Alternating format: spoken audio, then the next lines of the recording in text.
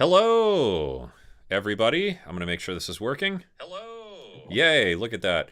So, welcome, everyone, to Charity Stream Week. It's the week of the year where I stream every single night so that we can donate cool stuff to animals. As you saw on the intro of the stream, there are many furry critters you can support this year from two local organizations in my area. There's Two Ladies Caring Dog Rescue and the Montgomery County, Tennessee Animal Shelter. And if you so happen to be in northern Tennessee and looking for a furry friend, they are all adoptable right now. You could go get a dog. You're an adult and have free will. Well, presumably. So yeah, that's the whole thing. And starting things off, I'm here with Jason Graves, aka Jason Graves. And we're going to be hanging out for a bit, answering questions about life, the universe, and everything. And you can ask your questions. And if you would like your question to skip the line to make sure it gets answered, you can donate something from any of the Amazon wish lists down in the description down there. If you do so, you can go to my Discord, which is also linked in the description, share your donation, just make sure to anonymize any identifying information about yourself, and your question will skip the line, and you can go to Christmas dinner with your family and tell them that you're a better person than them. What more is there to it? You know, I think that's a pretty easy win. So, Jason, thank you for joining me. How are you? I'm doing great. How are you doing? Oh, a thrill a minute. I was just talking to you before this. So, for everyone that missed out, I don't know if I shared this anywhere, but my audio interface had an issue with that. So, I had to do an RMA and get a new audio interface.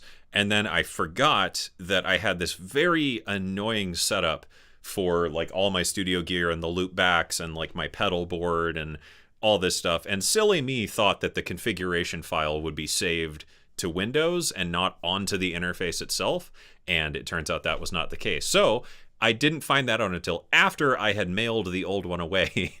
And I've spent the last about 40 minutes furiously at my desk trying to get this set up so that Charity Stream Week can work. So that was my big whoopsie.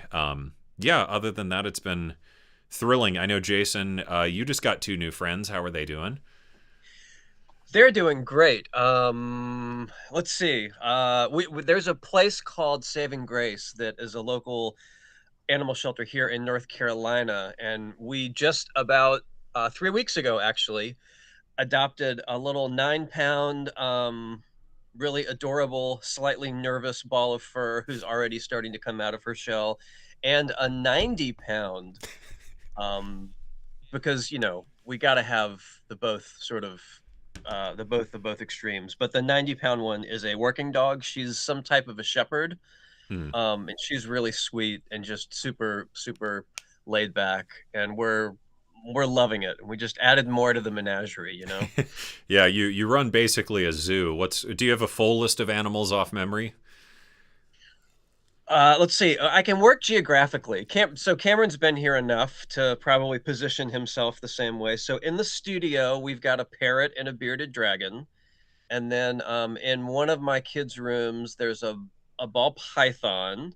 Another one, there's a dove, an albino dove. And then we've got 7 cats in different parts of the house, 3 dogs, a bunch of chickens, a tortoise, and some rabbits. So yeah. Oh, shout out to Mr. Fredrickson. Very nice. Yes, Mr. Fredrickson is incredibly unhappy this week because right now the temperature is 27 degrees. Not very African for a tort.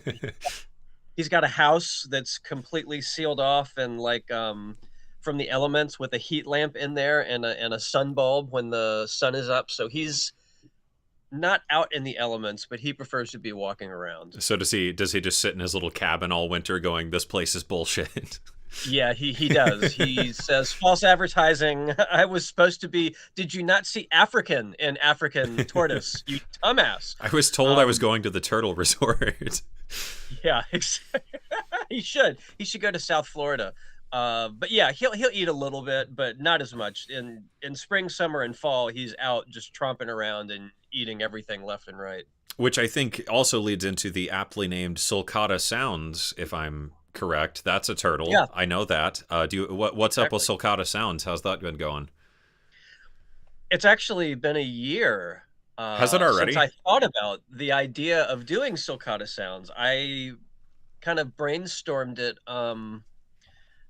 over Christmas break last year. So I didn't really think about that until for just now. But yeah, I sulcanta with this weather. Exactly. That's what he would say. It's going great.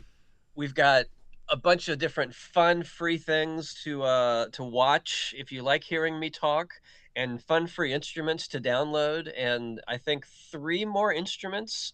I just got a mock-up of one of them from Fred, who does all the graphic design stuff with a decent sampler for us, and 3 more instruments coming, more classes coming, and everyone's just incredibly kind and supportive, which I love. We even have our own little baby Discord channel, Oh, all thanks right. to thanks to a little bit of advice from someone else who knows something about Discord. But it's like 500 people, That's but nice. just all kinds of fun, supportive, animal and music and film loving people. I'll link it in Thanks the for chat asking. here. So Sulcata Sound is Jason's, I guess you call it a sound label, similar to my own releases of stuff for Decent Sampler. He's got Yeah, sure. three free instruments out currently, right? Mhm. Piano, drum, synth. Yeah, so they're free. They work in the free Decent Sampler. You can check those out. You have two courses or one course? I don't know. There's a lot of I talk a lot and put a lot of stuff up there. There's one class that's going Yeah, on right yeah, yeah. now, but everything else, for the most part, is free. Anything. Well, shout out to Carlos. So Carlos is the like doesn't miss an AMA every month for Briar Patch, and Carlos is a great example of someone who popped in and just had a question, popped on the camera, and just like I can see you now, Cameron, it was great to be able to connect with him in person, and he made an indelible impression on me. So now whenever I see him at Discord, I know exactly who he is, Yeah. and we've got a rapport. It's almost like we met in real life. I Right. love it. The internet is neat. That was how I met Jason Graves actually. This internet thing. I hear it's kind of taken off. It's kind of neat. It's catching, yeah. So I guess on the note of questions and composer stuff, I guess I'll kick us off. What is the greatest contact library of all time, and why is it Heaviosity Damage 2? Like, God, I've been working on 5 or 6 cues the last couple weeks, and every time I'm like, I'm not going to use damage. And then within about half an hour, it's like, I'm going to use damage. Yeah, it's pretty amazing, and I can't claim too much with that because I was working with the Heaviosity guys when everything was being prototyped, and I did introduce them to Skywalker. Not that they didn't know about it, but I basically said, "Guys, we Hmm. have to go to Skywalker." When we were doing Forzo, which is a brass library that I collaborated with them on, and they said, "Wow, this is like a really amazing space. The way it sounds. We want to do a sequel to Damage." And I wasn't telling them what to do, but I said, "You have to come to Skywalker." They said, "That's what we're thinking. Do you think it would be good for drums?" Yes. Yeah, I And mean, it's actually, kind of known for being a pretty good sounding place. yeah, yeah, it's a pretty good sounding place. You can dial in the reverb tail in Skywalker, which is really amazing.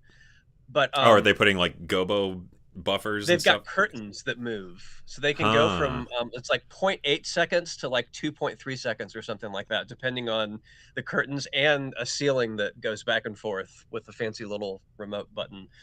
Um, I was supposed to be one of the guys being a drummer. I was gonna go hang out with him for the week and help play on all the Damage stuff, but I ended up getting a TV gig, like literally the day before, and I had to call him and say, "I'm sorry, I can't go." But obviously, they did okay without me. I mean, it would have been much better if I'd played on it, but Yeah.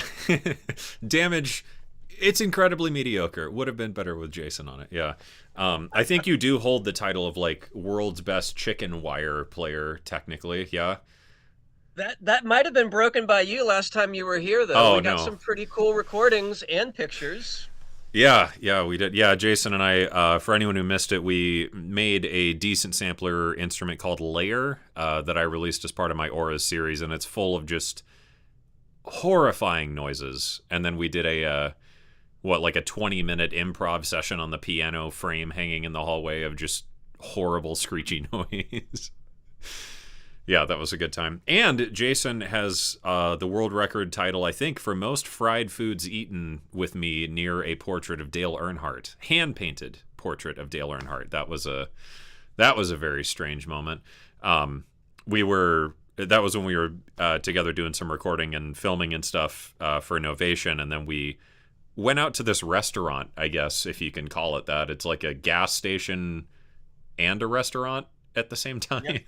time. It's a very southern thing. If you've never experienced it, it's like that's a very normal thing. But on the wall, there was a bunch of like NASCAR memorabilia and then a hand painted portrait of Dale Earnhardt, which is Big. like the Go coolest for it. thing I've ever seen. So that was pretty exciting. And then, yeah, we recorded what? Because then there was the other time I was at your studio, and that was some of the other recordings from that as well, of just every odd and end you can think of, which was a pretty good time.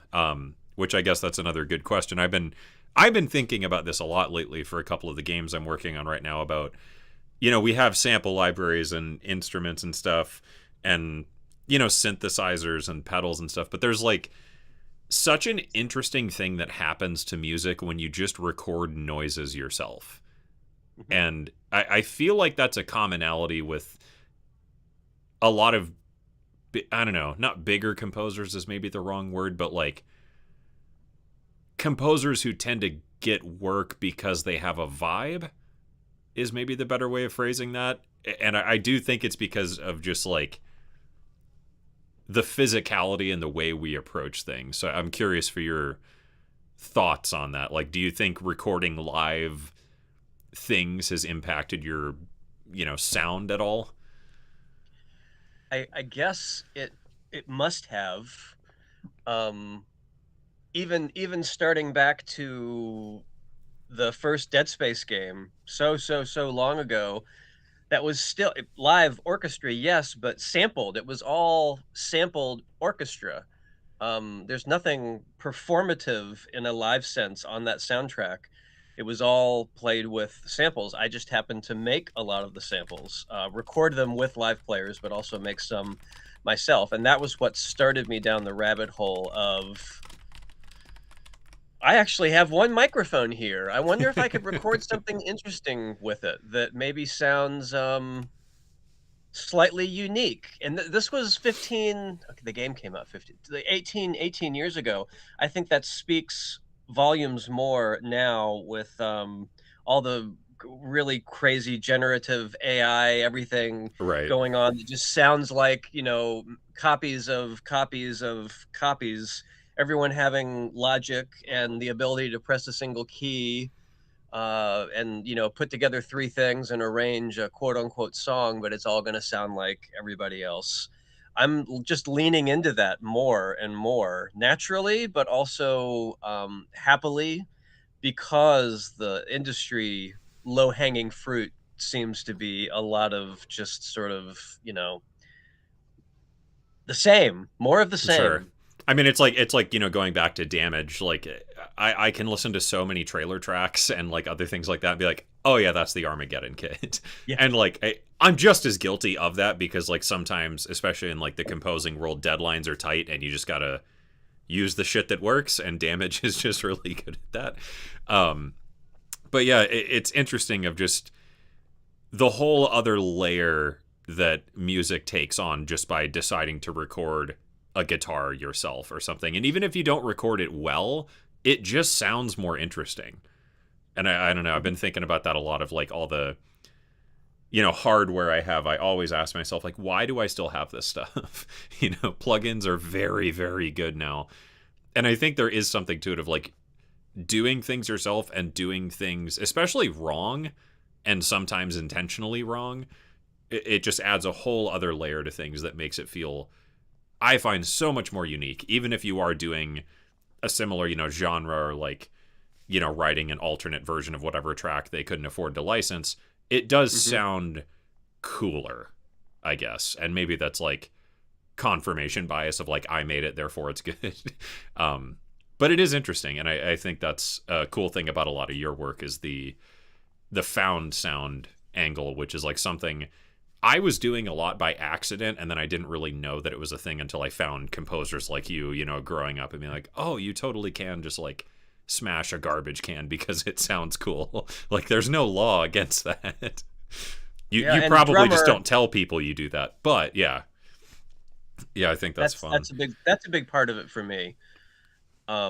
Just I'm in the process of my front wall of my studio is literally being rebuilt this week, which is why it looks like I've ascended like to some extemporal plane with the light coming out of my head. I had to set these two lights up because everything's disconnected in my studio right now. But normally Cameron knows I've got mallets and drumsticks and can literally play anything and turn it into something. Well, I remember when you went outside um, for like 5 minutes and came back in and you'd recorded the crickets with your cell phone, Oh yeah, right? yeah. And you made a pad out of the crickets. And you dialed in the EQ and added some reverb to it, and it was like, oh, here we have this like really cool pad now. No one's going to listen to the pad and go, did someone use crickets to make that? But Yeah, it's they're going just to be like it's a cool unique and noise. interesting, and more Yeah. importantly, crafted by a human and interesting, and it gets. I mean, I'm sure it got you excited. It gets me excited to do things like that too. It's Sure. like Yeah. the creation of the stuff and thinking up interesting things is half of the excitement of making music and new interesting sounds. Yeah, no, for sure. And I think there's just like a different layer of your brain that starts working when you get to think about those things of like plugging in pedals or like feeding a mixer back into itself because why not? You know, and things like that. Greg has a question. How many times have you used the Wilhelm scream sound in a game? I haven't done any like game audio design of like vocal. Well, I did some for the Don't Look at Grandma game. We didn't use the Wilhelm scream or Wilhelm scream, Wilhelm, however you say it. Have you ever used that sound? No, mostly because um it would need to be like an Indiana Jones call out to be super specific, I think. And that's a big kind of sound design, sound effects versus musical sound design question. I could use it and sort of cover it up and make it into something different very, very easily. But what would be the point of using it then? I would want to have it be like a reference kind of thing. And most of the time with games, they're pretty prescriptive in terms of what you can and can't use for sources, especially with the bigger titles. It's Sure. kind of like it gets a little slightly sensitive, not with copyright stuff because I think that's everyone uses it in their movies, right? And I'm sure Yeah. in games. Yeah. Yeah, I think that's one of those sound effects where it's been used so many times that it just becomes kind of public domain because like how would you enforce copyright on that? Like the amen break or something in drum and bass music, it's like, okay, so if you want to claim copyright on that now, you need to sue every drum and Everyone. bass producer ever. Like and then, you know, hip hop, like it's been used in so many genres. So it's interesting that sound can do that though, where it's like I can't sample like a Kendrick Lamar song, but if enough people do it, I mean, it's like the when everyone was going to raid Area 51, it's like, well, they can't arrest us all. Yeah. um yeah, I think another interesting point, just to bring up for people on the note of like found sound and whatever. Do you have any fun tales of like stupid sound sources you've used on like big titles? So many. And the funny thing is the more outlandish and outrageous this original things were that I was recording, the more insecure and completely, not outwardly feeling stupid, but my brain was going, this is the stupidest thing you've ever done. What are you thinking? But I think the most extreme version would be Far Cry Primal with Ubisoft.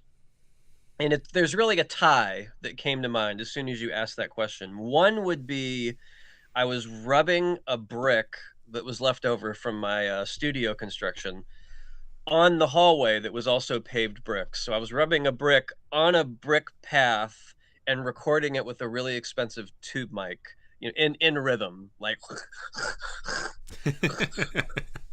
that is probably second though to having a big white plastic bucket like you see on construction sites and things like that, that's got the handle on the side that's wire, a big Hmm. plastic bucket of dirt and stirring it with a branch also in time for Far Cry Primal. I think that might have been the bottom of the barrel for just, 5-year-old playing with stick in dirt in the playground kind of A thing. literal and figurative bottom of the barrel in this case. Bottom That's of the bucket. bottom of the bucket. Yeah, that's it. So when you use sounds like that, do you ever tell them, or do you just like you just submit the track and be like, here's the music, and you don't tell them what you did? Oh, no, I was telling them for sure because they were really into it, and it's kind of obvious. I mean, it's a little filtered, but it really does sound like just, someone stirring a stick in dirt. Right. Yeah. Well, and I imagine like scraping bricks against bricks. It sounds a lot like dragging bricks across bricks. Yeah, yeah. Yeah. Have you, I don't know, taken some of those sounds and like super duper process them to like hide them? Has that ever been like an issue or not really?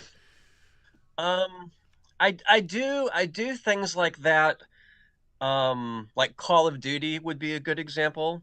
It doesn't need to sound like I didn't stir dirt, but it needs to sound just more like a cool sound and Right. less of an obvious, "I know what that is" sound. So that would be things like well, you saw, like, the garbage can Hmm. lid, the tin or a I don't is or what would that be? Like tin, the really light one, aluminum maybe? Yeah, like a metal, like an old metal garbage can. But really I don't know. light, Yeah, not yeah. super heavy, and it just sounds like crap when you hit it. It's just kinda like doesn't really have a real good sound to it, but that would be something that I'd play, maybe with brushes, like a hi-hat or something, and give it a pulse, and then it would still kinda sound like crap. But that transient pulse thing, I'd run it through a bunch of different plugins and things, and it ends up sounding like some kind of a, 808 hi-hats, but not really, Mm. and a bunch of transients, but then delays and reverse things and reverb, and then maybe even use that, over reverb it, reverse it, all the usual stuff that we love to do. Throw a black hole on Yeah, it, I was gonna say. turn So, it anyways, around. I put it through Black Hole.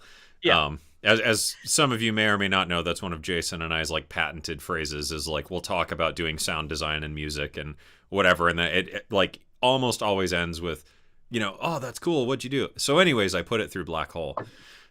It just works on everything. It really does. Did you get the layer plugin yet that I told you about, the Aberrant DSP one? Oh, yeah, of Yeah, course. yeah. It's amazing. Layer is phenomenal. It's my other black hole now, Mhm. where it's like black hole is like cool mushy pads, and then layer is like the really fucked up version of that. It's awesome. Yeah. It's a very very. Did you? I think I sent you Cataclysm by them too. That one's really really neat. I still don't totally understand what it's doing. It has like the resonator module and like the different tone amplifier shapers and stuff in it. It's a grand old time. Um, let's see if I've got other questions in here. Is there an appropriate lifestyle guide for a regular game producer? Uh, I don't know. It's honestly, in my experience, it's incredibly chaotic, and I think the best thing you could do is like try and find a schedule, but that's I don't know. I feel like half the time that's not up to you because like on the audio end, I feel like a lot of times you're sort of the residual of like you just have to get things done when it's supposed to be done, and they don't really care that you're not sleeping. um yeah, I don't know. What words of wisdom do you have for that? Marry someone with a full-time job and insurance. That too would also be a good step. Yeah. Um I don't know. It's so hard. In the US, of course. Right, I yeah. mean, If you're in everyone else Europe, has you free could just do healthcare. whatever you want. Yeah. Um I don't know. It's weird because like schedules are super hard to keep, so it's not really great advice. Have a good notebook. That's good advice. I don't know if I would ever get anything done without my notebooks of just like this, and just like writing those, 5 a.m. thoughts or whatever. Mhm. That's good. Don't buy plugins is probably another good tidbit of advice. It's very hard to get anything done when you're constantly learning new things. And I find, maybe because I'm just very lazy with a lot of things, you need like 10 things that you just know really well, and you're pretty good after that. You know, like if you have good synthy stuff, good mixing stuff, good, reverbs and delays, and then like a couple solid microphones and some, shit to make noise with, like that'll get you pretty extraordinarily far. Yeah, lifestyle.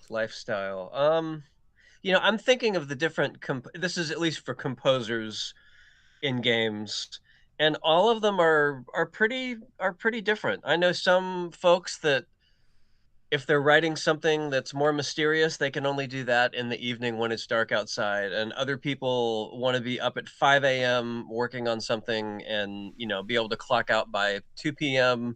Some of them are single. Some of them have like 5 kids. Some of But them they're have all turtles. definitely like organized. I think organization, mentally and physically being organized, because the worst thing that you can do if you start to work with someone and you're trying to make a good impression is be disorganized in both like your comments, things that you're saying, but also in your deliveries of sending files. Because I still mess up naming files all the time, and I'm pretty anal and organized. Games are meticulous, like Yeah. incredibly meticulous, and Well, they attract people of that like-minded kind of mental organization. and then too, at scale, it's like at first it's a little easy to play fast and loose, but when you're like 6 months deep and there are like literally thousands of audio files and different things and whatever, yeah, it's like having a good system is extremely important. I'm a big fan of Millinote, which I think Jason, I turned you onto that too. You Millinote, did? Millinote is fantastic, and it's the only way that my brain can like see everything all at one time and go, okay, this goes here. This is what's going on. This is what needs to be done. Da da da. Yeah, just a good note taking system is incredibly handy just for lifestyle. And go to the gym or something. Don't sit at your desk all day. It's not good for you. um, I see Richard donated the dog ball thrower, automatic ball launcher. Nice. Well, that'll be great. I'm sure the dogs will appreciate that. And is dying to know who has deployed more contact microphones, Jason or Cameron? Are you a big contact mic guy? I'm sorry. So my brain was straight to contact with a K. Oh, no, contact with a Um, C. yeah. I am. I've only ever used one at a time, though, although I do own four because I would see a contact mic like on Reverb or something and go, oh, that's cool. I just need to make sure I have one. And I go to put it up when I get it, and there's another contact mic exactly like it there. Yep. And rinse and repeat about every 18 months. So I own four, but I've only ever used one at a time. What about Have you you? ever done stereo contact miking? It's super. Oh, No. it's so good. So one of the little life hacks. I don't know if I have it out. It may not be out right now. Anyways, there's a Korg guitar tuner, I think is what it's meant to be. And it's not actually a tuner, it's just a little clip on thing with a guitar Mhm. cable output. And it's meant to just plug into a tuner. I think it's meant for guitar techs or something. You can get these on Amazon for like $12, maybe. I think I bought 10 of them. And oh my god, it's just a life-changing thing. You can clip it on to anything, just like the clip on Grover, or not Grover, whatever tuner, Evertune, Yeah. whatever the hell it is. So you can clip it onto anything. 1/4 inch output. It sounds really solid. Of course, it's a contact mic, like it needs a little EQing to beef it up a bit.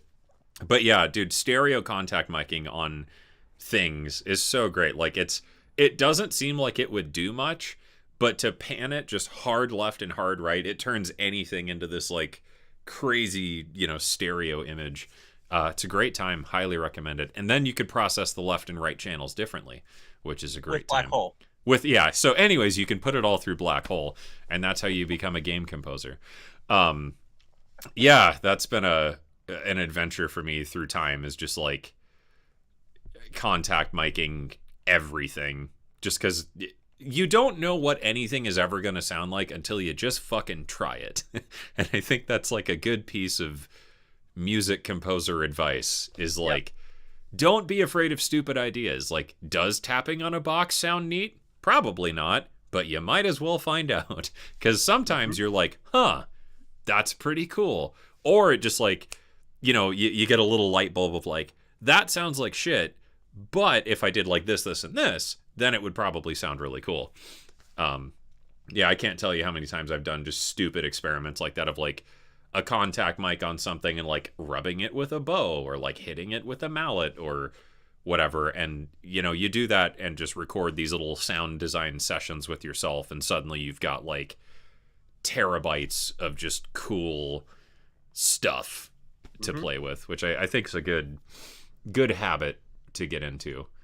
Um, One time I sampled a chicken. Have you ever sampled one of those like rubber chicken toys? Not the rubber chickens, but I have recorded a real chicken and a parrot, of course.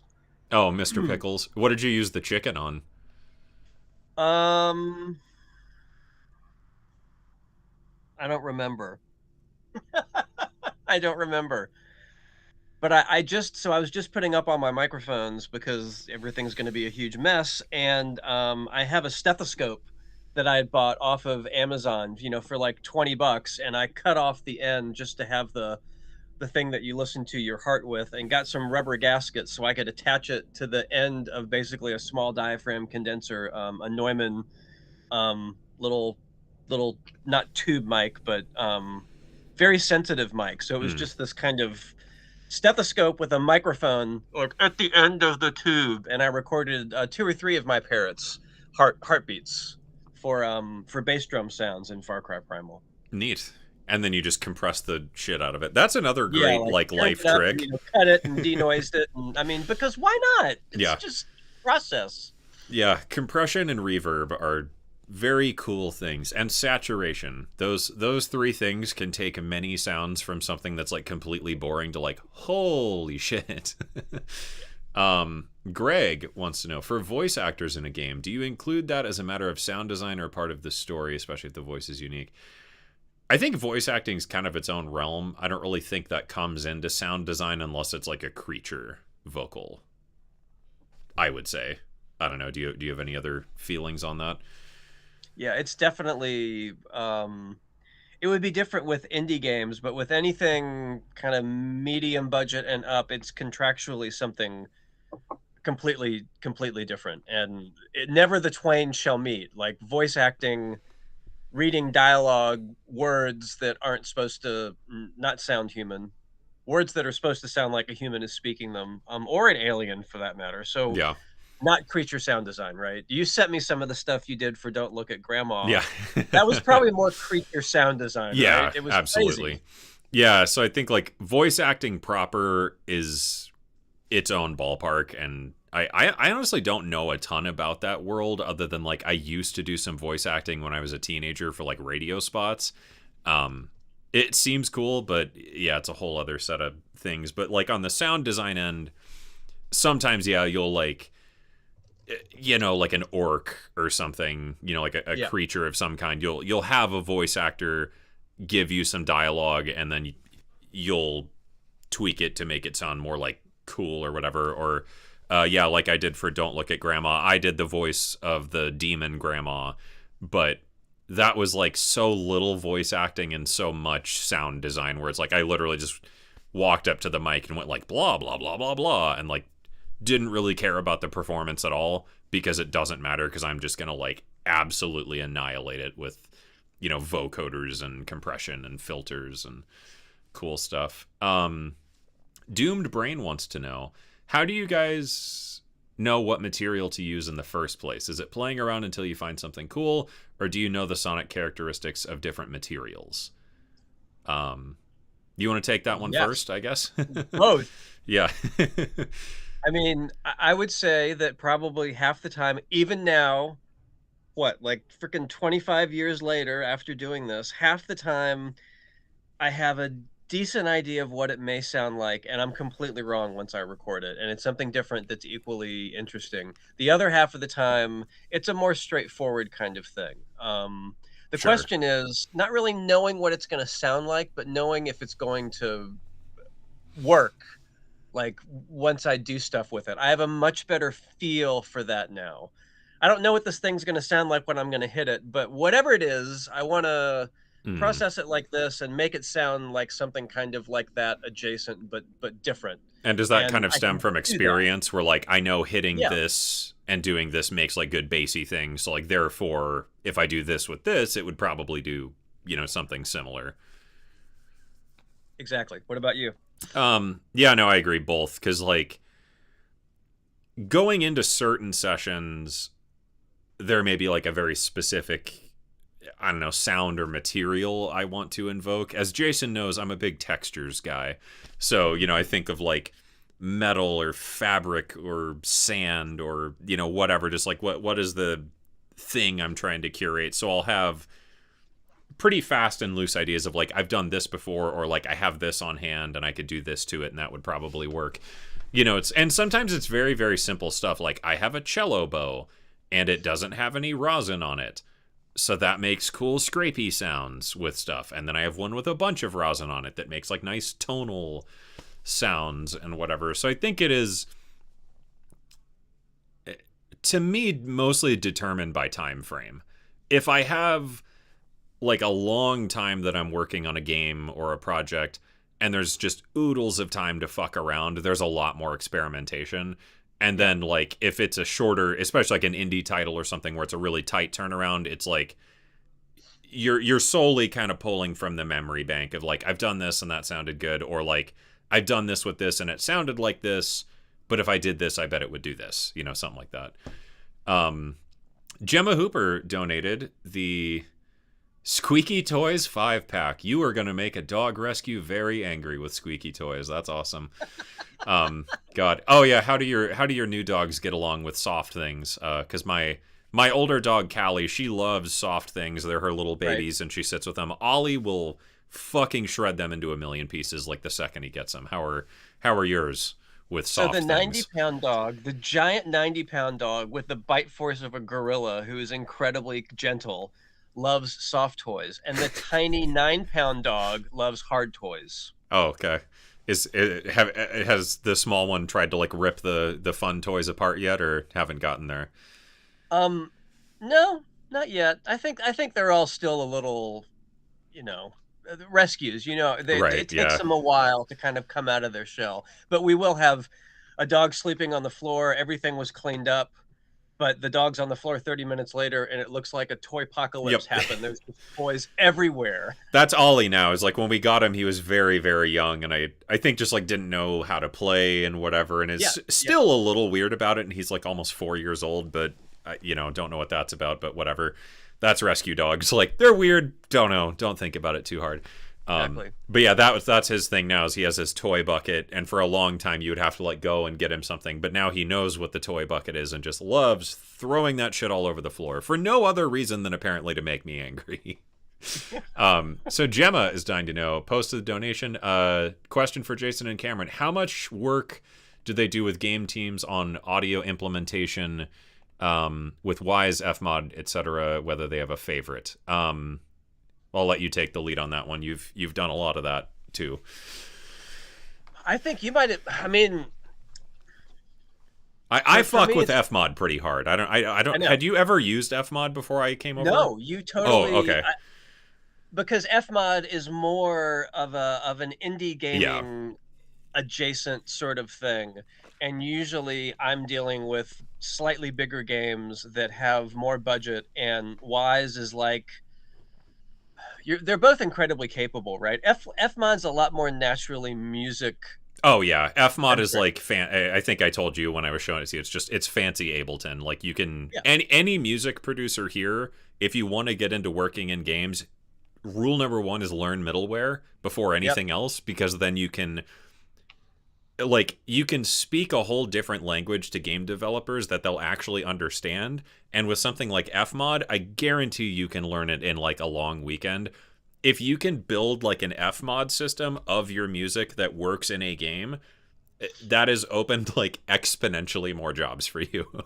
It is like there are very few cheat codes in any industry of creative work, but like learning how to use middleware as a video game composer, I think is very much one of those. I agree. Anyways, you were saying so Wise and such.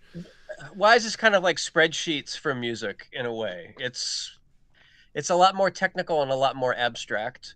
I've programmed pretty decent amount of stuff in Wise, working with the audio department, but that's usually for the mid-size games because once they start Sure. getting a little bigger, they literally will have a team of people just doing music implementation at the end. I mean, 3 or 4 people full time for a Mhm. month because there's just so much coverage that they need.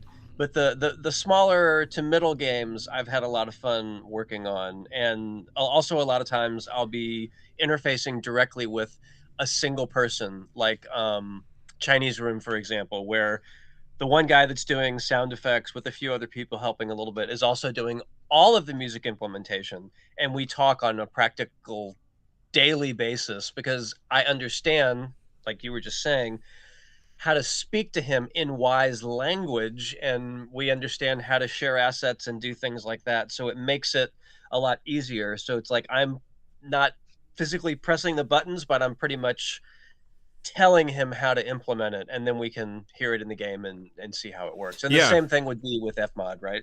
Yeah, I mean exactly. I think it obviously depends on the project cuz some games don't use middleware at all. Especially on the indie side, some of them just do direct stuff in Unity or Unreal or whatever, and like the built-in tools in Unreal and Unity are like pretty fucking good now. They're not my favorite, but you can get away with them.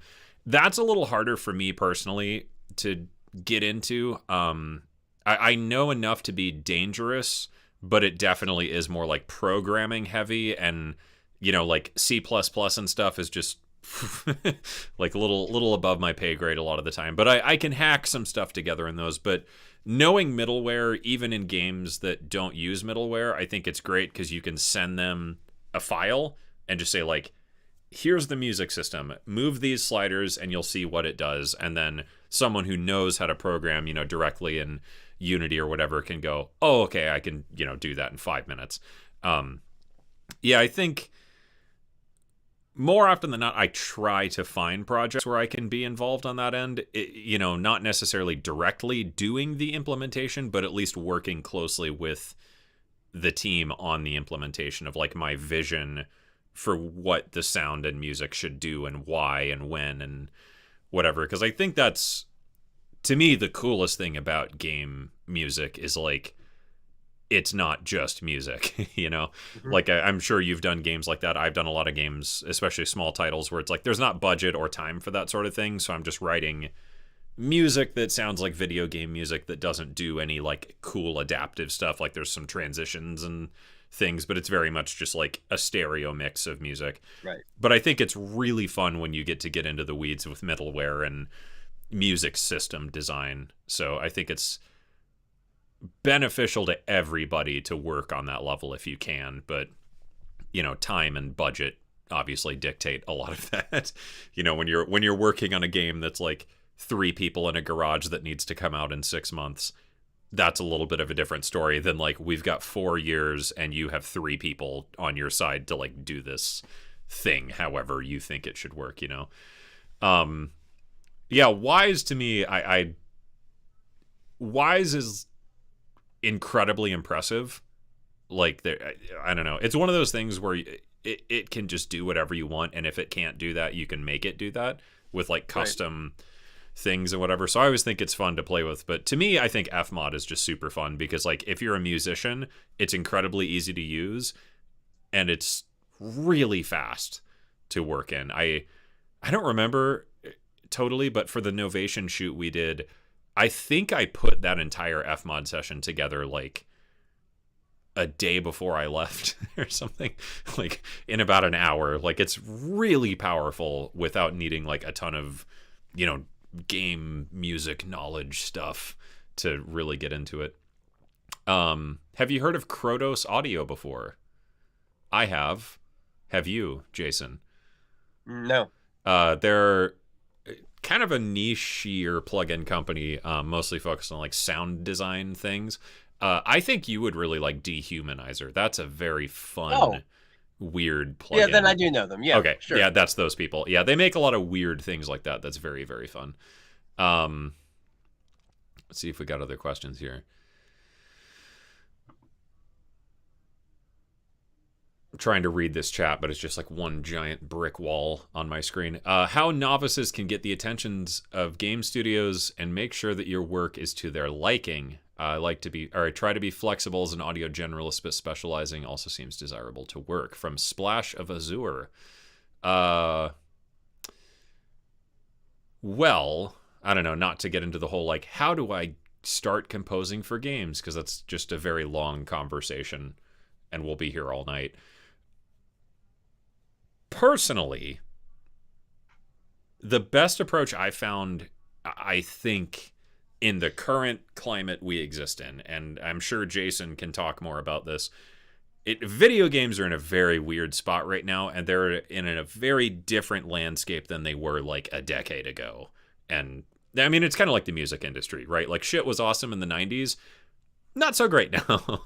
um, but I think the cool thing with the indie game scene is that if you want to get into composing for video games, it's pretty simple to just go to a game jam, either in person or online. I mean, there's game jam events like all the time. It's pretty chill. Like, you would be surprised if you have some music you've put together on your SoundCloud or Bandcamp or whatever people use now. Um, I really do think if you walk into a game jam and you found someone who's making a game that's a cool idea that you like that you really think is neat, not just like, I want to be a game composer, somebody hire me. I think that makes you look weird. If you just find something that's interesting and you show them your music and you can explain why what you want to do musically for that game will make their game better, you will be hired on the spot to do that thing. And game jams are like little events. They don't generally pay. And it's just like a fun thing where people come together and make a video game in like 3 days. But by doing that and going to these things or like game developer meetups or whatever, you can build a pretty good network that way. And it's pretty easy to make friends and either start working on games, for free or for very little money, or just get a relationship going with someone where you don't know what happens. 2-3 years from now, they might get hired at Activision or EA or, start an indie game studio that got, bought up by Valve or something. And then they've got like shit tons of money to throw at you to write really cool music because they were like, that person was nice and not a creep or an asshole. I I think that's like the best way you can get into this right now because it's extremely low barrier to entry and like pretty fun, actually. It's not like job interviews and things like that. Like if you can pivot yourself to be in a position to be of service to other people and their ideas, that's how you win. And like that's how you, I think, get your foot in the door now.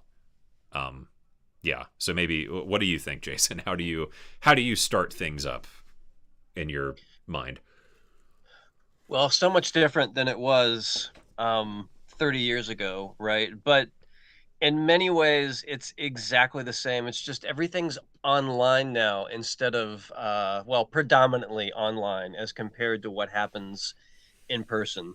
So 30 years ago, it was all about letting people know that you existed, first of all. And I Sure. had to go to conventions and local things and send out like email newsletters. It's exactly like you're trying to promote a business because that's what it is. But you're not trying to, like you said, you're not trying to shove your music in people's faces and be like, I just love a game so much and I really want to write music and I can totally do music for you. It's it's about making friends. Um and it doesn't happen quickly. It's like you can do that virtually now, though, because like you said, the bar of entry, anyone can get online to any of these forums or the places where they have all the game jams and interact with people. And your results may vary because you're dealing with other human beings, just like other human beings who are trying to maybe do a game and are looking for composers are going to also have varying results. And you have to keep, I mean, how many analogies can we use? You know, keep throwing those darts at the dartboard, keep trying to make connections. And worst case scenario, you end up making some really cool friends because you end up finding out that you have a lot more in common than just wanting to work in games, because personalities a lot of times end up being very similar, especially with Mhm. composers.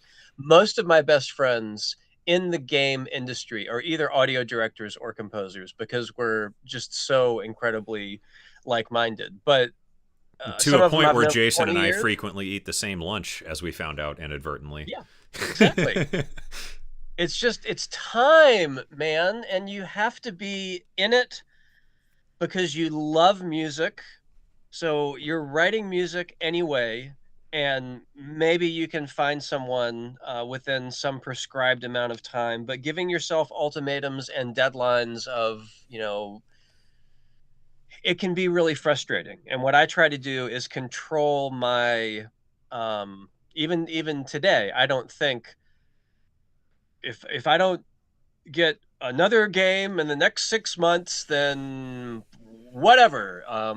That's an ultimatum that you have no control over. But what I do have control over is, okay, I'm going to go to GDC this year and I'm going to go do a presentation at this other thing. And then I'm going to make sure that I can, whatever, three things that I know I can do physically or mentally that will hopefully result in something happening with me meeting more people, or someone, so many audio directors that I've talked to, they said, "Yeah, I saw you do a presentation at GDC on blah blah blah game," and I'm thinking that was 7 years ago. Mhm. But when this game came up, they'd kept me, like, you know, in their back pocket and thought, "Okay, I think Jason would be a good fit for this." It's just, it's time.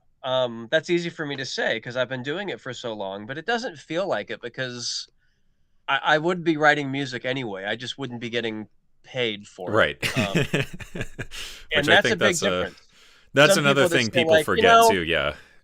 I I think it'd be fun to work in games. Like, you know, it'd be great to be able to get paid writing music. And I'm like, buddy, this is not the gig for you, because money comes later. Friends come first, and then love of music.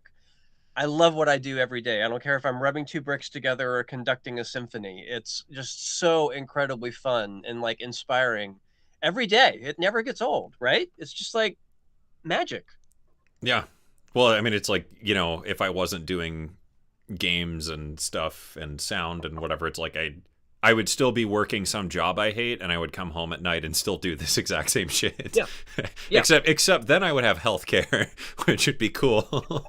um yeah, I think the other thing too that's kind of worth touching on is like also rejection and stuff. As with the music industry, like, never take it personally. It is often very much not a personal thing. It's either just like budget, or the stars didn't align, or just like something else. As Jason said with like the dartboards, it again, a lot like just the music industry at large. I think it just comes to the law of averages. Like, I I'm sure Jason can testify to that, but like I don't know how many things I've pitched for that just never came through. Where it's like I sit down and work super hard and fucking put this really cool track together, and then like I either get back no, or we're moving in a different direction, or most commonly I never hear back at all. And it's because like they ran out of money, or the developer quit, or whatever. So it's like you can't, it's weird. And I was talking to a friend of mine who's a game designer about this, where um he had this whole theory. He was telling me about like, whatever it is you do in creative work, the best thing you can do is never get too attached. Where it's like, it's super hard to do, and I think musicians and artists especially, it's very hard not to like have like ego attached to the thing that you're making, the music, the sound, whatever. But it's very valuable just to be like, this is the thing that I am doing right now, and I have sent it in, and that is the end of it. And like, I will just move on to make the next thing. Like, it's very hard. I think games and music and everything, it takes a very specific skill set to like survive it. um Young Yeah. Star wants to know, is it better to build a resume with indie games or try to promote to AAA games? uh I don't, it would be extraordinarily rare for anyone, I think, to walk out into a AAA game like with a portfolio. I did that with Avowed. Extremely specific set of circumstances that I don't think apply to like anyone else on earth. But yeah, I think indies are a great way to build a portfolio, but I think another really good way to build a portfolio is just rescoring stuff and posting it. It's Hmm. pretty simple to do. Like, record your screen of gameplay or whatever, or just get some footage of gameplay from a game and just write your own music to it. Share it on Instagram. Share it on, I don't know if Blue Sky, I think, is pretty poppin' with indie devs. And I know Twitter is still pretty popular with indie developers.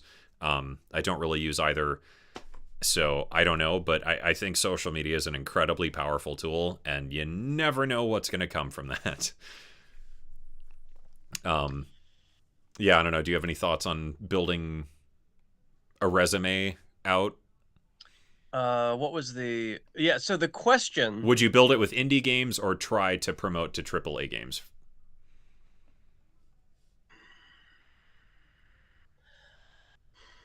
right? So the thing about AAA games is, yeah, sure, the music needs to be like good, right? The music can't suck, but it's really more about the responsibility of scoring the game.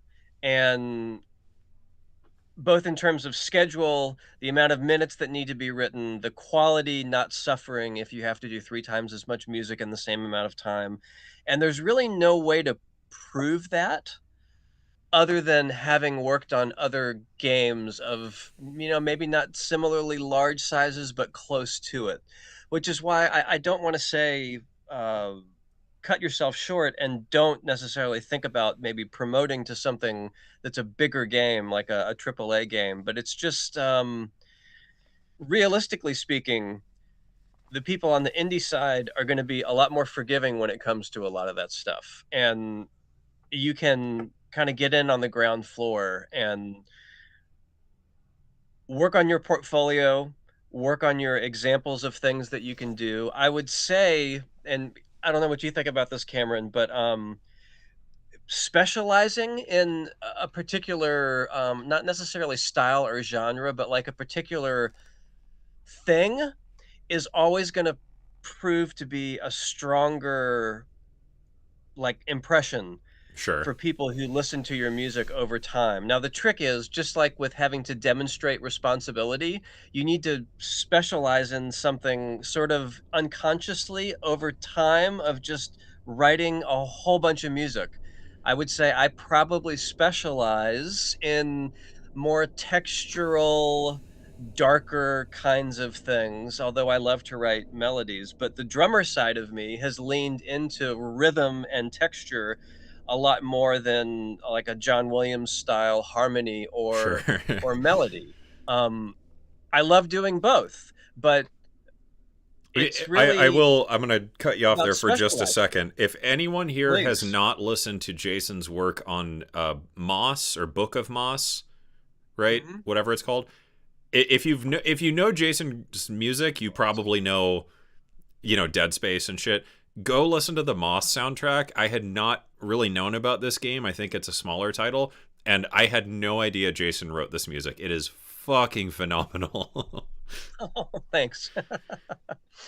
That's the kind of music I would write, by myself over the weekend if I was trying to not be all frazzled. It's very relaxed. It's about a tiny little mouse, so the music's real cute. Um, yeah, you can't you don't know what kind of music you sort of lean towards or you prefer doing without just writing tons and tons of music. Right. I've done everything. I mean, I've done like reggae music and rock music and orchestral music and Local a air little bit of conditioning ads or HVAC, whatever it was. Yeah, Yeah. I did for the company that did the electrical for my studio. I did a radio ad for them. Was that last year? Yeah. Um, Sometime I around then. mean, I like sang harmony and played guitars and did the drums and the whole thing. And that's what you have to do when you first start out because you don't really have uh, uh, a known quantity about your name yet. Sure. Now, I promise you, anyone who's in games who's familiar with composers and things, if they hear Graves, they're immediately thinking about Dead Space or Until Dawn or The Dark Pictures or Tomb Raider, partially because it's freaking Graves, which is my real name. But Which that's what huge advantage being born with that name and being like, I want to write horror music, and they're like, who the fuck are you? And you're like, I'm Jason Graves.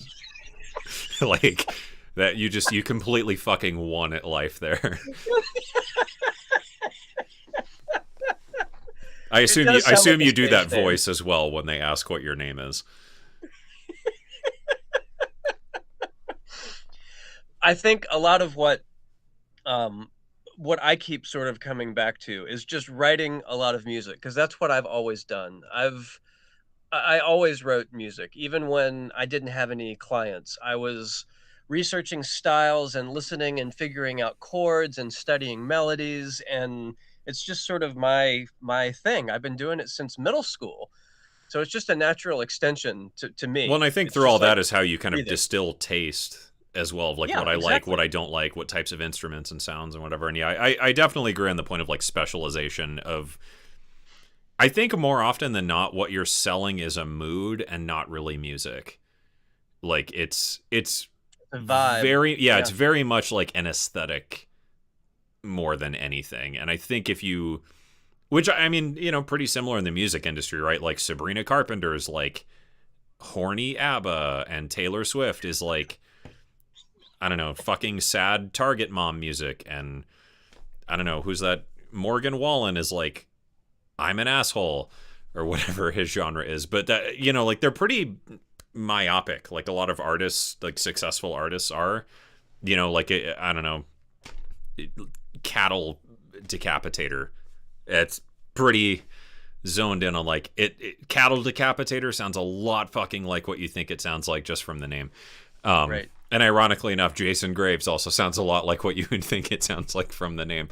Um, but yeah, I think it is a really good idea to, it's a great idea to be flexible, like have an open mind, do things as you are asked to do them. And if you can like do what you were told and deliver it on time, you're already ahead of like 70% of composers. But yeah, if you can do that and also have like a very distinct vision for things, and I think especially with all the AI stuff out there now, that's incredibly valuable. Like Mhm. to be a tastemaker over all other things. I think there's a kind of magic bullet to that of like what makes you valuable isn't like your portfolio and your catalog. It's just that like someone looks at you and your work and goes like, "Oh, I totally get it." You know. um, let's see. I don't really know about this question. I guess I can try and answer it a little. Maybe Jason can as well. Dubs the Legacy. You say you have a decent catalog of music, but you don't have socials or knowledge on sync. How would you go about selling or marketing that catalog? I don't really know. You could probably pitch it to like Epidemic and Artlist and places like that. Um, that would probably be like the lowest effort approach. Otherwise, you would have to find like agencies or like labels that are in sync and pitch to them, which is either incredibly easy or extraordinarily hard to do just because a lot of them are like genre specific where like this sync label does like folky country stuff and this one does like dubstep for monster truck commercials and whatever. Social media is a pretty powerful thing, but like just straight up selling your catalog to a place, I think you could just start with an email to like the big places. um Weirder things can happen and the worst thing they can say is no. Yeah, the music, the like library thing is incredibly prescribed nowadays, super specific. And in my experience, they're looking for original stuff dialed into a very, very specific list of points rather than thinking, oh, well, we could take this is interesting music. We could take this and do something with it. What I would do if I had a catalog of music like that, and yeah, I would quantify it and classify it in different albums of some sort and start offering it for free for game developers, for Yeah, indie game developers. who's that one guy? He has a huge website of like royalty-free music for games. I don't know. Um God, I wish I could think of his name. There's someone who did that. He's extremely prolific with it too. Like he has thousands and thousands of pieces of music, and they're all just like, use them for your game or don't. I don't care. I'm pretty sure he like makes his living that way now through some licensing model. Yeah. Um, Best thing you can do is own your catalog, though. I will say that because you never know what takes off. Oh Uh, yeah, and that's the point. You would grant a license to whoever wanted to use it, and they would have to give you a credit. They don't necessarily have to pay you money, but they don't own the music. You still own it. yeah, And selling your stuff outright, very bad idea generally. Unless it's like a shit ton of money, or you have concrete proof that it will make no money, and they are willing to offer you more money than you expect to make off of it. um, Space Queen Diana, I think. I'm having a hard time reading okay. that. I'd love to help out one of my friends with sound design in his indie game. I've only made music in Ableton. What skills would I need to learn to start sound designing for indie games? Not a lot. Indie game sound design can be very, very weird. I think indie game sound design leverages interesting more than like realism a lot of the time, depending on the Yeah. game. Obviously, like if it's a super photorealistic indie title, then realistic sounds necessary. But for like cool pixel art 2D side scrollers or like cutesy, cozy games, whatever it may be, you can get away with very weird sounds. Hypogea, I streamed about that game a while ago, which is out now on Steam. You should check it out. Charlie, the developer, used the sound of a windshield wiper on his car or something, making this like squeaky, weird noise. And I think just like pitch shifted it a little bit. And that's like one of the Right. voices of the robots. So I think pretty much everything you've learned by now, presumably, like you've been making music for a little while, pretty much everything you've ever learned about making music and like tweaking samples and stuff pretty much directly translates into sound design for games. It's just, you're making footsteps instead of drum sounds and things like that. So, YouTube, I think, probably a good place to start. Lots of tutorials on like indie game sound design and stuff. I'm going to hunt for some more questions here, unless you have anything you want to add to that, Jason. Well, speaking of sound design, and Ableton, as a matter of fact. Oh, actually, okay, I have 2 points. If you're in Ableton, you already have too many options for processing and interesting kinds of things. Ableton is just crazily powerful for all that stuff. And I was like a Ableton artist or something a few months ago. So if you go to their if you go to their website and look under artists, you can find me like 5 or 6 people back, and I posted my interactive music Ableton thing that I did for a game that never ended up coming out. But you can also do interactive music in Ableton in terms of like every 2 to 3 times I want this thing to play against this loop, and it's all Oh, there with and it's all for free. the clip launcher thing or Yeah, whatever it's using called. Yeah. all the clips. I recorded this yesterday with my phone, and I don't know how well it's going to translate. Let me turn it up real quick. Could you hear that? Just a very high pitched screaming noise. Yeah. And then there was a big pop at the end. So this is potatoes. I was microwaving. That's horrific.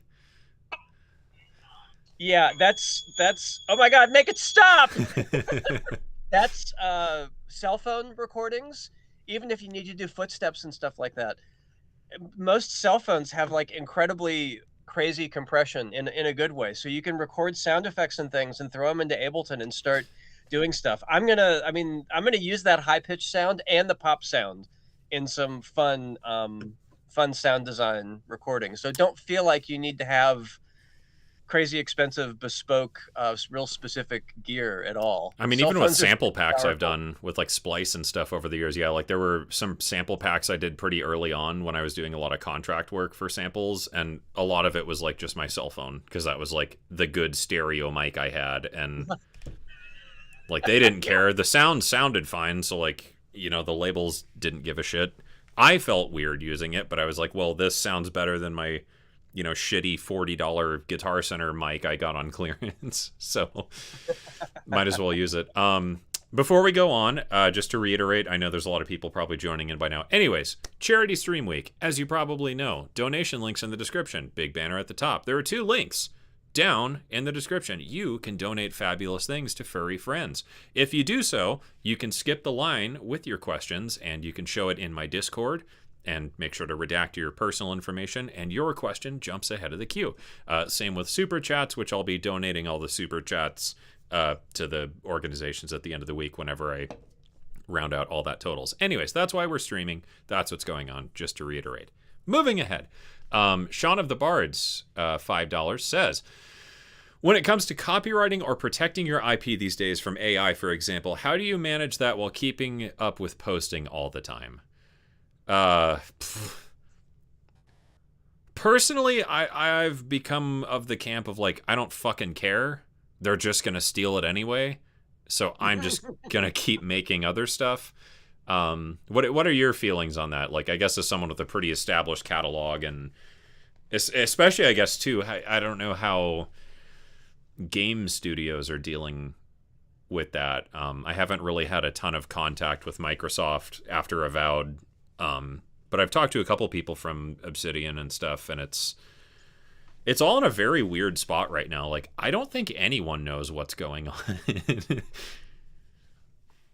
No, the only thing I know as far as AI, which I know is a touch point that's going to knee-jerk react everyone thinking all kinds of negative stuff because it sucks, and most creative people agree with that. But the only AI experience I've had is contracts, even NDAs basically make me say, which I have no problem saying, I did not use generative AI for any of the music that I'm submitting. They're carte blanche, just completely not allowing any of that, mostly because there's still no real copyright intent behind it. Who owns the copyright? I mean, that's the big question. Games love to own everything. Yeah. Close the book at the end of the game, put it away, and then everything is gravy for them when they sell more stuff. They will never leave the door open for additional proceeds or profits to go somewhere else down the road.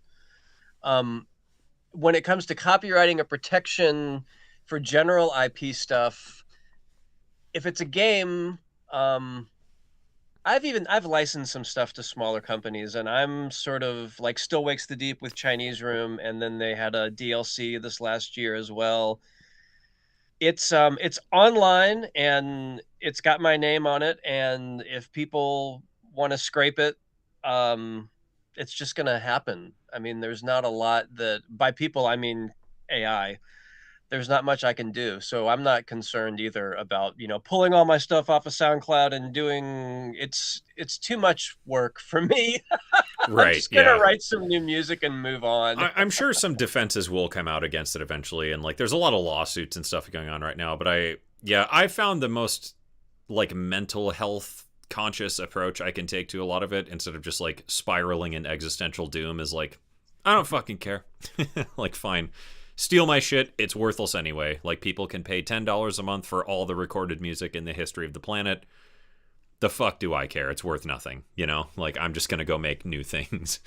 And that's the other part. No matter what, I will always be one step ahead at being Venus Theory than Suno or Udio will ever be, because I've got no shortage of incredibly fucking stupid ideas I want to try. So, I think that's the light at the end of the tunnel. Is like, steal my shit that exists. I'm already over it anyway. Mina Shamali. God, this is hard to read from here. It doesn't help that like I have my browser in a dark mode, so all the text is like the same color. How do you deal with the unpredictability of the freelance path? I guess I'll let you take the lead on that one. You've been doing it a lot longer than me. How do I deal with it?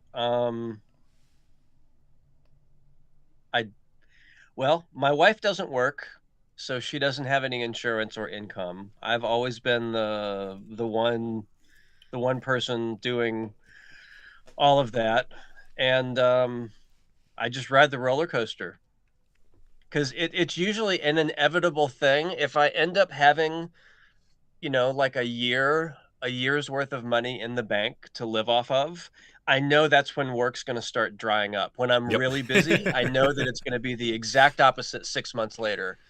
And it's not because I don't have jobs lined up.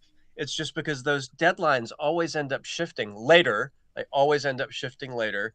And the last 2 years, I mean, Cameron and I have talked about this in the past. I mean, the past month, Mm-hmm. stuff's getting pushed. I scored a game 2 years ago that's finally coming out, I think, first quarter of 2026. And And it's then just I a told you weird about the other ones thing. I've had where they both got Yeah, delayed, and it's like, well, here we go again.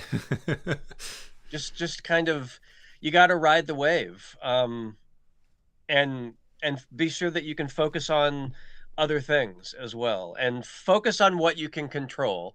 I can't control the schedule of any of these games, but I can control how I decide to use my time during the day, and improve myself, and yeah, get out and see the sun once a day, and all that stuff. It's not easy. Freelancing sucks, but it's also the most amazing thing in the world, because even the people that I've spoken to who have been salaried most of their life, I'll come in the last 12 months of a game and they've been working on it for 3 years, and they're just sort of like dead-eyed, and just trying to get through the crunch that's existed forever practically.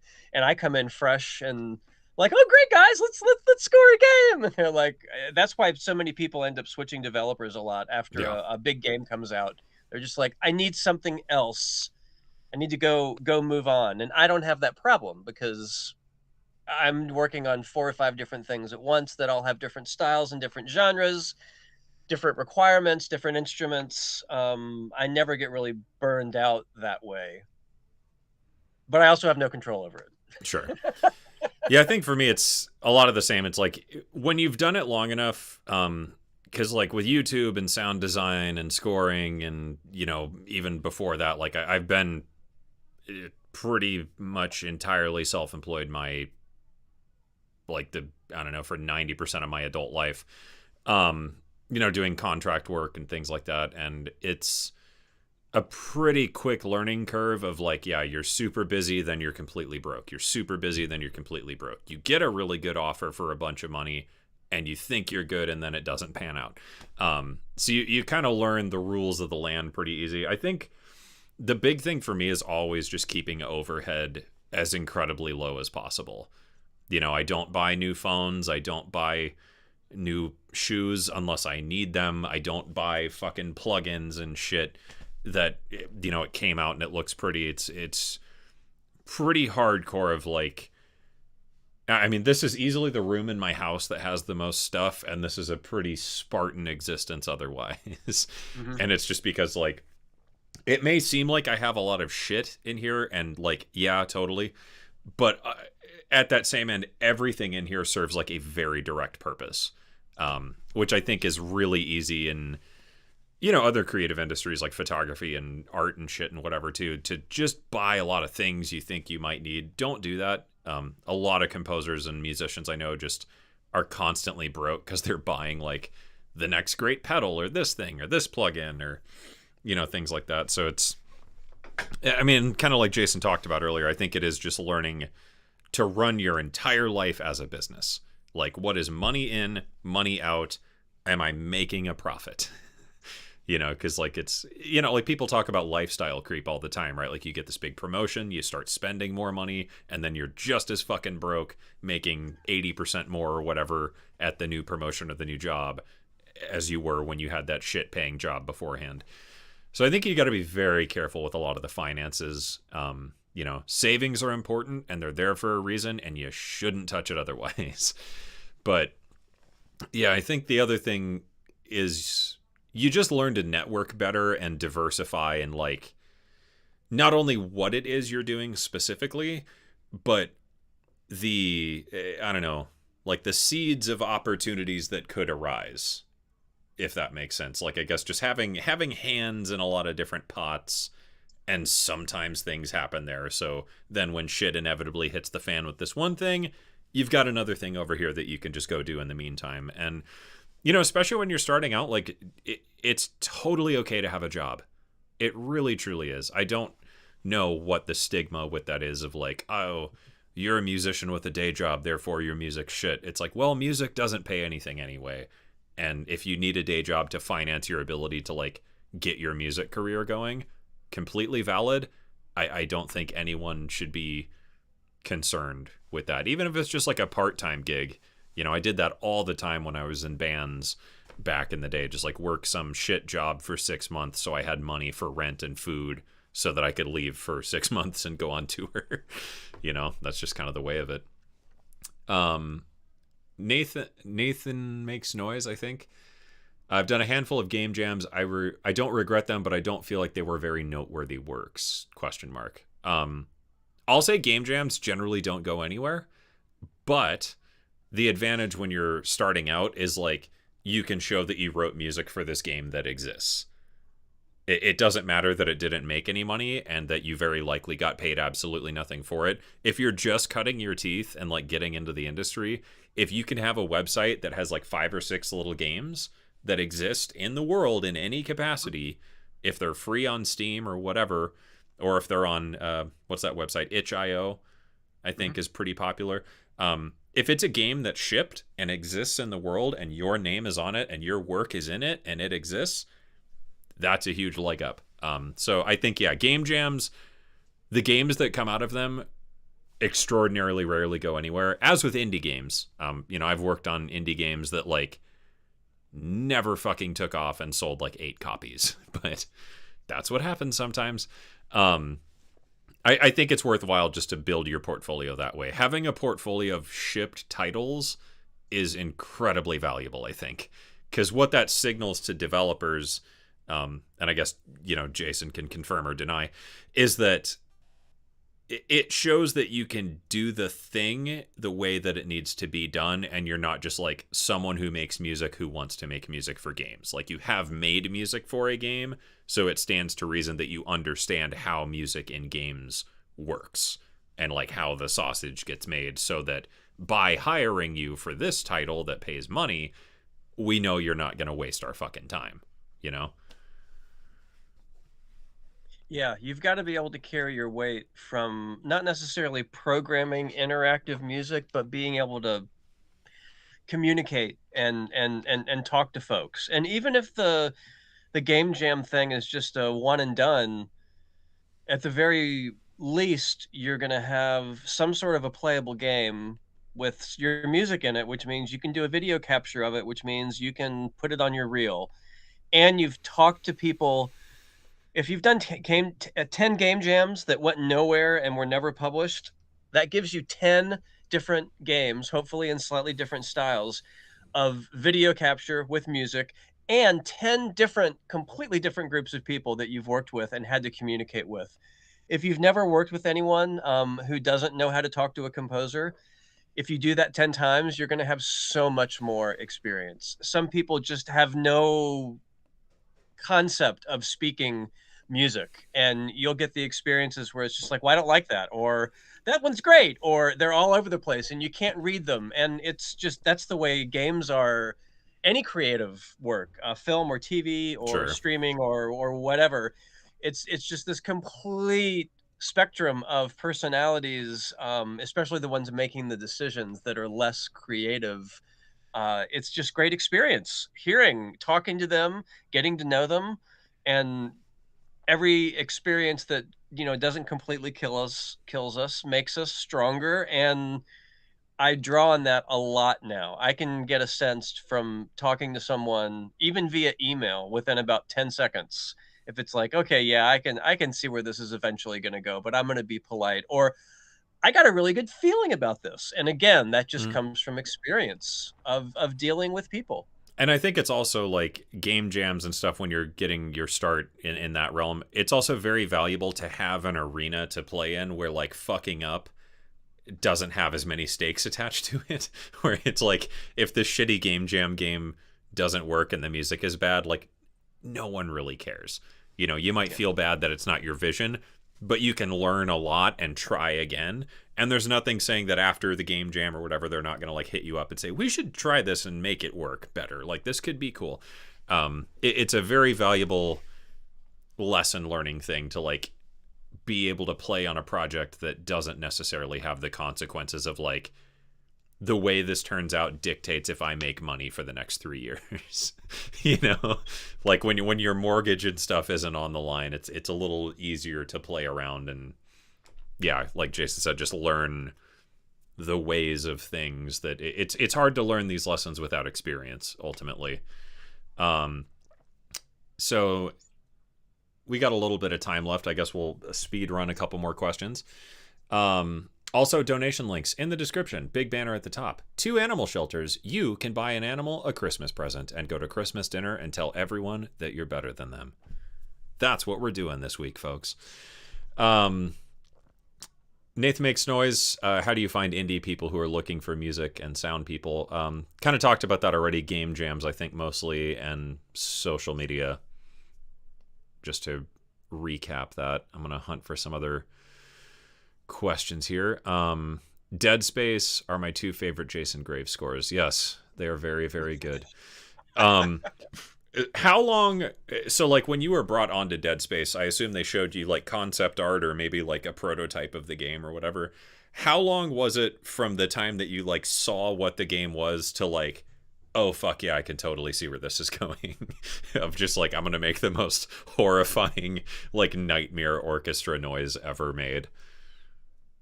Probably 9 months.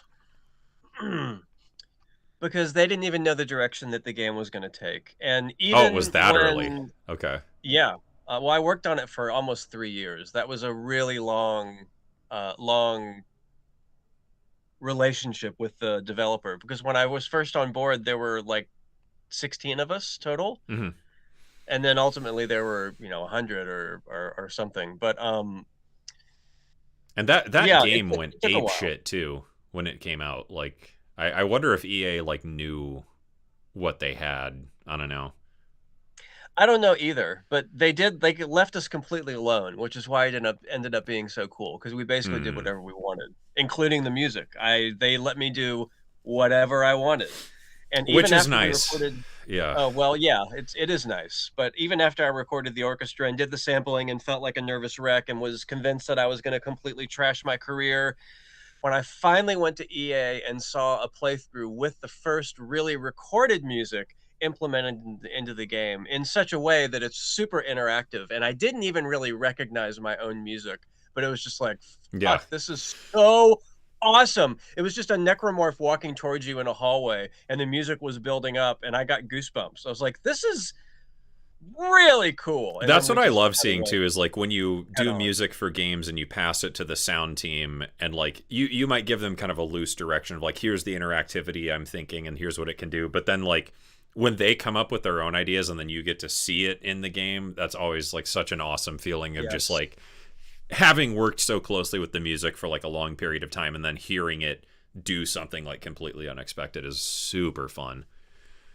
um Doomed Brain, is it still difficult for you, Jason, to not use VSTs in the final result and hire an orchestra, or AAA studio and midsize still try to save costs by asking you to mainly go through plugins?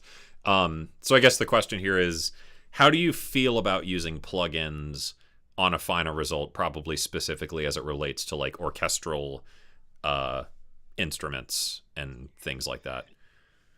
game budgets are not as middle of the road as they used to be. It used to be you had small games, medium games, and large games, and the medium games had a lot of budget for live orchestra. Now it's just sort of like quadruple A and indie, and there's nothing in between.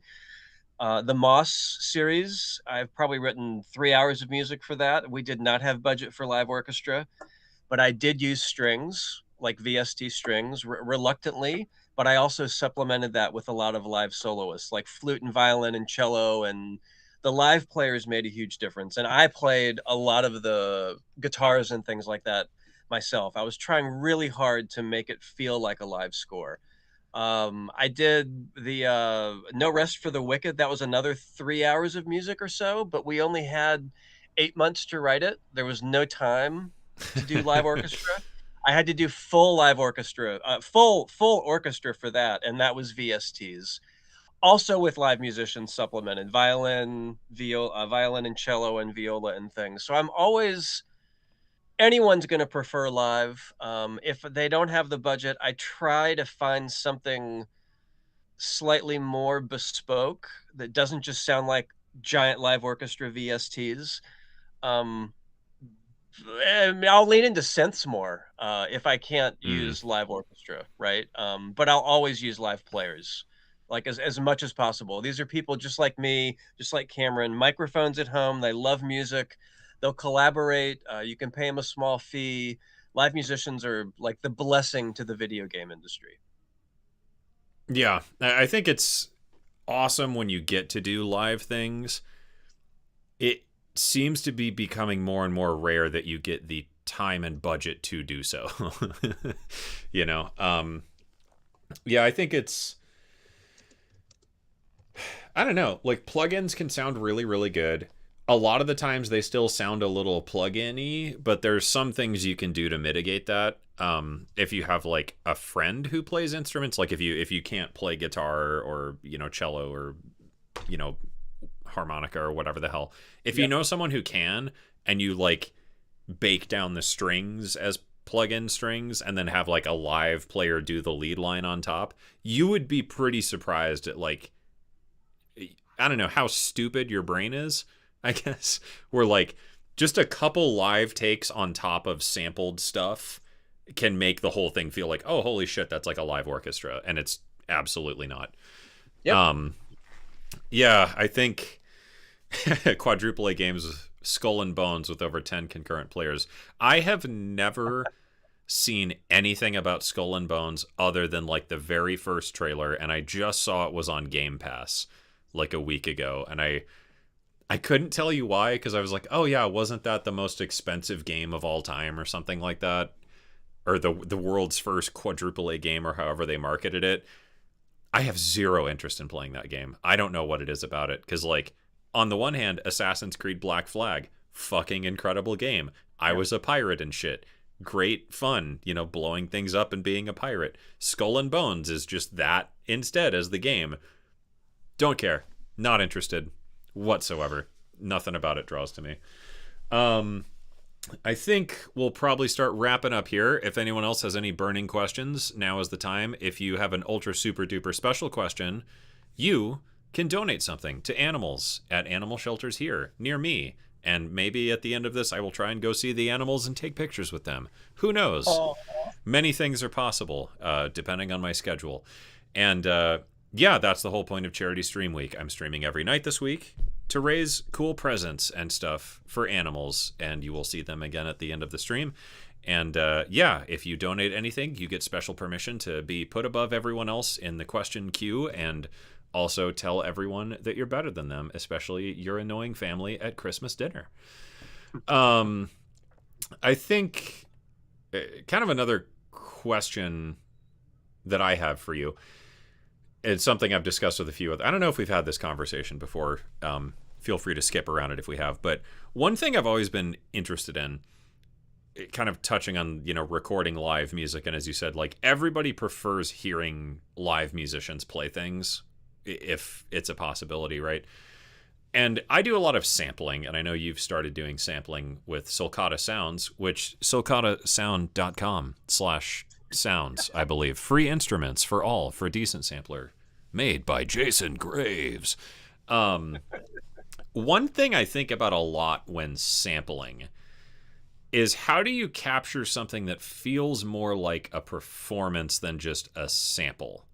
You know, like if you just record a straight up like bowing an open string on a violin or whatever, technically that is sampling it and that's like the cleanest possible source. But, you know, adding like a little tiny bit of vibrato or like bowing in sort of a wrong angle or something like that just sounds more interesting to me. And I'm curious what you make of like the emotional aesthetic of sound, and like do you make an effort to try and capture that when you're doing stuff, because I know you do a lot of weird sounds as well, and I'm curious how that translates beyond instruments, you know. Yeah, because it's got to be a vibe, right? That's one of the reasons that sampled orchestra, unless you really massage the mess out of it or are using a pre-recorded phrase, can sound really lame because it ends up sounding more like an organ than an Yeah. orchestra. And that's not the sample developer's fault. It's like impossible to sample orchestra and have it breathe the way that a live orchestra would breathe. Usually usually when I'm sampling or recording myself, I'm either doing something super specific, like at a very specific tempo on a very specific thing for this very specific cue, or I'm just doing what I think of as sound mining, where I'm just sort of playing things. Hmm. And a lot of times I'll play some sort of a phrase or effect kind of in a rhythm and then do like little variations of it or things so that I'm not stuck with, digga digga dum. Okay, that was really cool. Digga digga dum, digga digga digga digga digga digga dum, Hmm. like the same thing over and over. I try to make it more of a puzzle performance than just individual little one shots of sound. Hmm. Um, So you're kind of trying to capture like alterations on a thing so you can like slice and dice and mix and match, and that way it like the end product becomes more like humanized because it's, you know, many different iterations with their own like deviations and timing and stuff. Yeah. Yeah, but not in a specific like round robin, do the Yeah. exact same thing. More just, I mean, I could do it even with like a DFAM, which is very clocked, right? I'll Yeah. just record 10 minutes of me twisting knobs on the DFAM and then go back and cut it all up and find things that I like. And sometimes it's literally one beat from here and another beat from here, and I'm going to make a different rhythm. And I sourced my own sound, and now I'm rebuilding it almost. Yeah.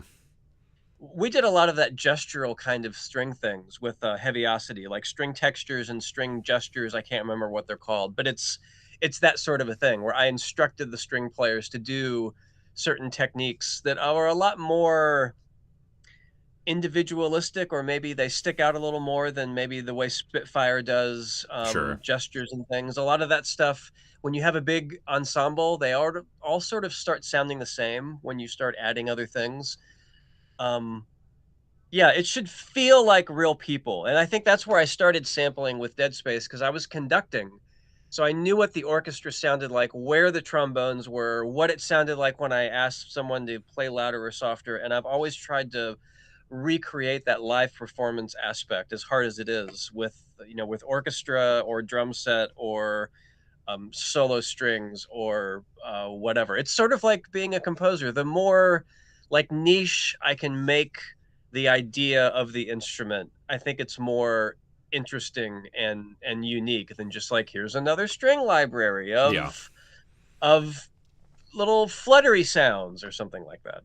Yeah, and I think with libraries especially, like once you've heard, you know, the first library recorded at Air Studios or Skywalker or Yeah. whatever, it's like they all kind of sound the same. But I think yeah, if you find the more weird articulations and stuff, it sounds less sampley for some reason, and I think that's a, I don't know, it's like a hard technique to learn how to articulate with yourself too when you're, you know, not working with an orchestra or whatever, like to take a hardware synth or even a plugin, like there's something about like the emotion behind a performance that dictates something that feels more musical.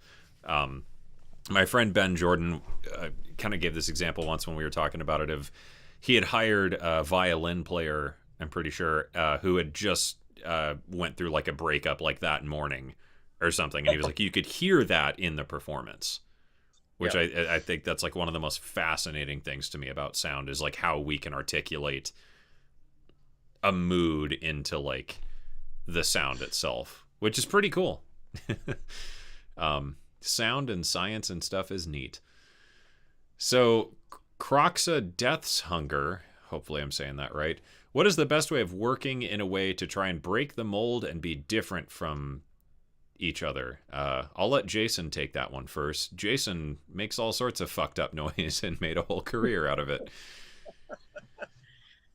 I would lean into what you really love. And this is starting to become a repetitive sort of thing, and I apologize. But if you love some obscure, specific mashup of different genres or something, but you don't feel like that you can create that with music because you haven't heard it before, that's probably the exact kind of thing that you need to create with for your music.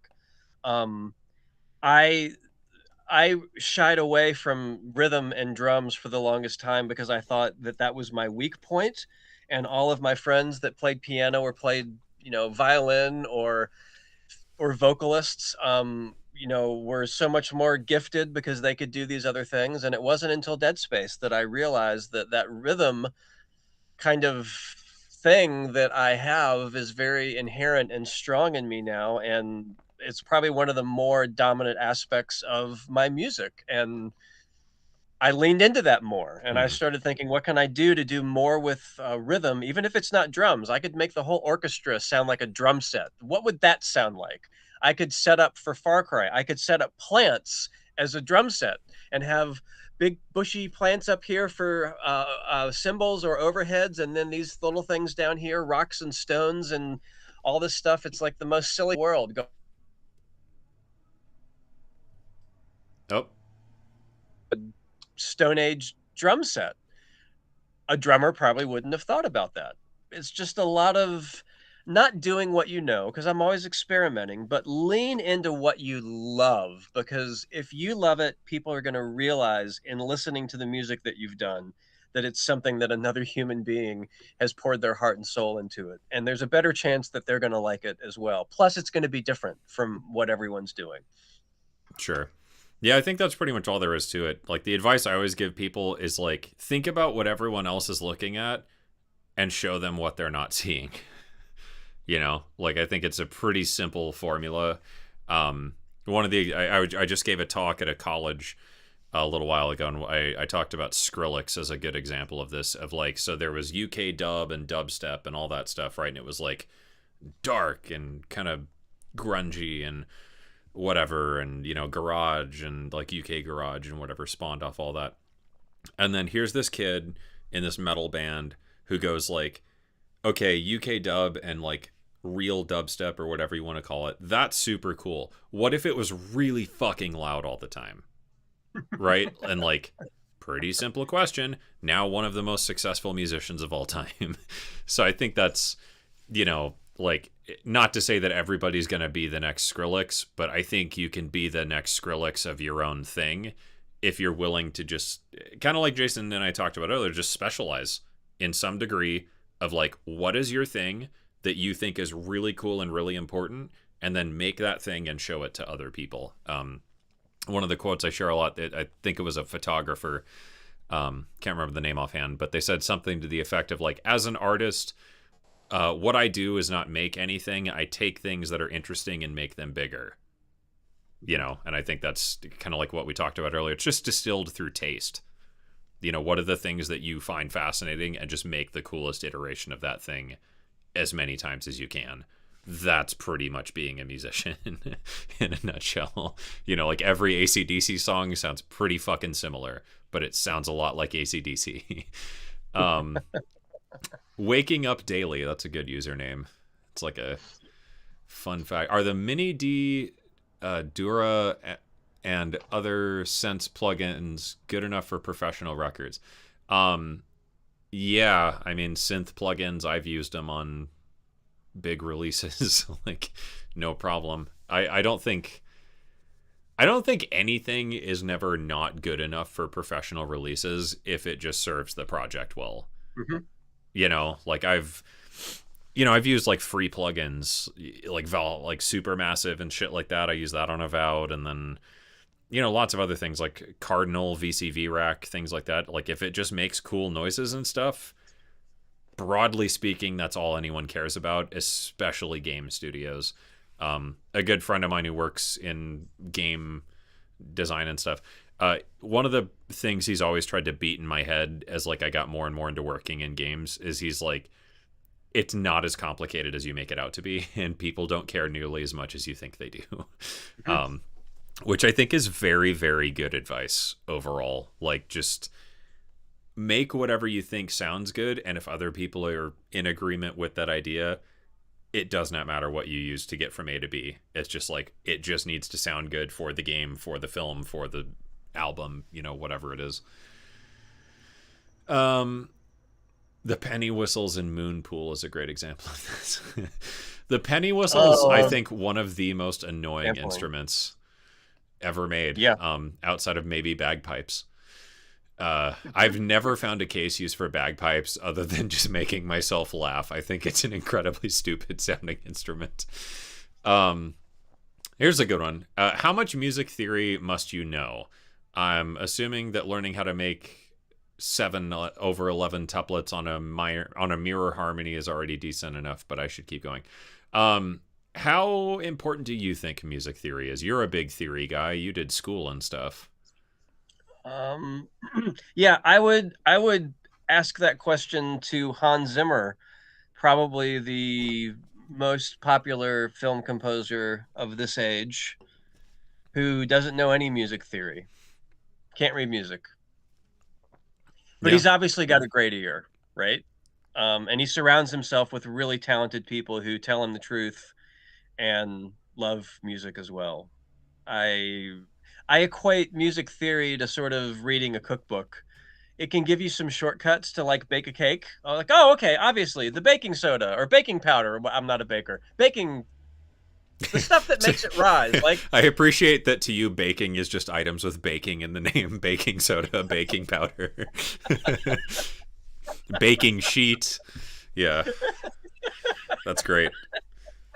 So I could experiment and come up with some really interesting, probably horrible cakes, but I would end up having my own sort of cake, even though I wasn't using the baking oven with the baking soda in the baking cake. Or you could read a recipe and get the groundwork laid a lot faster. Learn how someone else has done it, and then break all those rules when you want to. And people go in either path. I don't think it really makes a bit of a difference. A lot of it comes down to just how you like to learn and what motivates you. As a drummer, I've always been insecure about harmony and orchestration. So I was being motivated out of feeling like a dumbass. So I really leaned in after school into all of that theory, notation sort of stuff. It just depends on the person. And it's sort of like, what sounds do you use? Is this VST legit enough? It really depends on how you use it and how it makes you feel experimenting with it. Don't think that just because it's free, it's going to have a less of a sound than that $300 VST that you just saw, like Hans Zimmer give an endorsement to. Yeah. It doesn't matter. What matters is the ultimate end goal. And a lot of times, if it's easier to get to that end goal because you're buying a synth that has Hans Zimmer's name on it and you're using presets that he said were great. Hans is great, don't get me wrong. You're just going to end up sounding like someone who's trying to sound like Hans Zimmer. Right, yeah, like if you walk out and buy, what is it, Dark Zebra or Hans Zimmer Zebra or whatever it is. Yeah. It's gonna sound a lot like fucking Hans Zimmer. And like, I think the thing with that is I think I've talked with you about this, like my theory on people that move to Nashville to become a country star is it's always like, I hate to break it to you, there is one Hans Zimmer and you are not him. And like that's the same thing I run in here in Nashville is like, I hate to break it to you, there is one Taylor Swift, you are not her. There is one Brantley Gilbert, you are not him. Yeah, I think theory to me, like I have a pretty good handle on theory and stuff nowadays, and I think it's just because like I've been doing this shit a long time now. Well, at least in my life, you've been doing it much longer, but I've always thought of it more of like it's like learning a second language. Where if I was like moving to Germany, I would probably want to pick up a little bit of German so that like when I need to find the bathroom because I really need to take a shit, it would be very handy for me to communicate the idea that I am about to poop myself to someone who knows where the bathroom is. And I think that that's like when you deal with a lot of other musicians, having a grasp on like theory and, you know, dynamics and shit, it just makes it easier to communicate. Kind of like we talked about with middleware. Like if you learn middleware, you speak enough developerese to like make things happen. So I think that theory is like it's very much not a requirement whatsoever. I think it's a handy thing to know where like if I get stuck on a melody or a chord progression or whatever, which like Jason's watched me try to write a melody and just clawed his fucking eyes out in the background because I'm terrible at it, but it's one of those things that like I don't actively think about it too much, but when I need it, it's there. You know, like I know how to jump a car battery or whatever. I don't do that constantly every day. It's just knowledge I have. So when that situation arises and I'm stuck on a chord progression, I can go, oh, I'm doing this, but I could voice this and do this inversion, which opens up this leading voice, and then I can do this now. Cool. Yeah, I don't think it's like a hard requirement whatsoever. Unfunny Failure wants to know, how do you learn music composing if school isn't available to you? Short answer, make a bunch of music. Start tonight, right after this stream, or now if you're not watching anymore. Go make a song. It's not that hard. Do that like 83 billion times. Pretty much it. That's free music school. Yeah, I think just make shit. Make shit and break shit fast. Don't think about it too hard. Make as many things as you can all the time and try and learn something every time you do a thing. What was good, what was bad, whatever. And like, don't be worried about it when shit gets fucked up because you don't have to show it to anybody. I have made much more garbage than I have ever put out into the world. The garbage was very valuable and it taught me how to not make garbage. And still today, like I'm working on 2 games right now and I wrote a lot of bullshit that was very not good. And those sessions existed solely so I could figure out what the vibe for the game was. And now I can write that again. Yeah, I think learning composing is just like making a bunch of really bad music until you learn what makes music that sounds better to you. I don't think school is like a necessity for that whatsoever. Not a big fan of the current education system. And if you really feel like you're stuck, if you're just thinking, I have 0 ideas, pull up the song that you've heard most recently that you really thought was cool and that made you think, I want to make something like that, and just copy it. Figure out everything you can about the song, the chord progression, the beats, the instruments.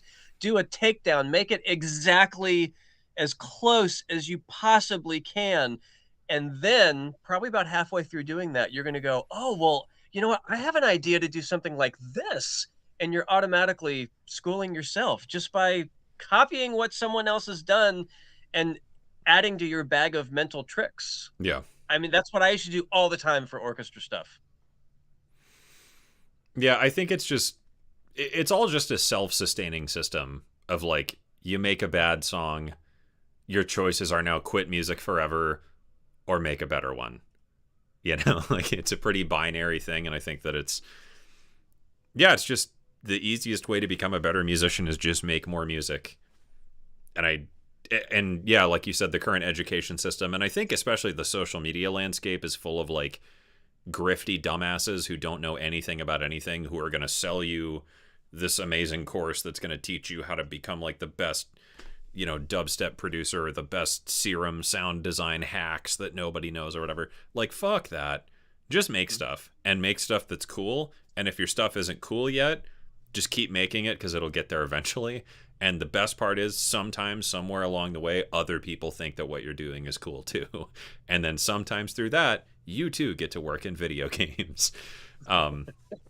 Yeah, I think maybe we can start wrapping some things up, but I think I'm selling a course on how to sell courses. How to sell courses. I've seen that. I've seen those on like, social media. Those ones kill me of like how I learned how to start a multi-million-dollar business through online product sales. And then you go and look and it's like, how to start screen printing water bottles at home or some stupid bullshit, and it's like there's no way this is selling. Um, yeah, I had a good thought there to start closing up on. Oh, I remember. So I think in terms of like wrapping things up, we can talk a little bit about just like the lay of the land in video games and like hard truths we have learned. Um, One thing I'd be curious on your end, and you know, doesn't have to be a short answer. If you've got time or if you have things going on, we can wrap up faster. But where do you fall on your preference between like indie games and big super duper AAA stuff? Like just as a composer, what is your favorite thing?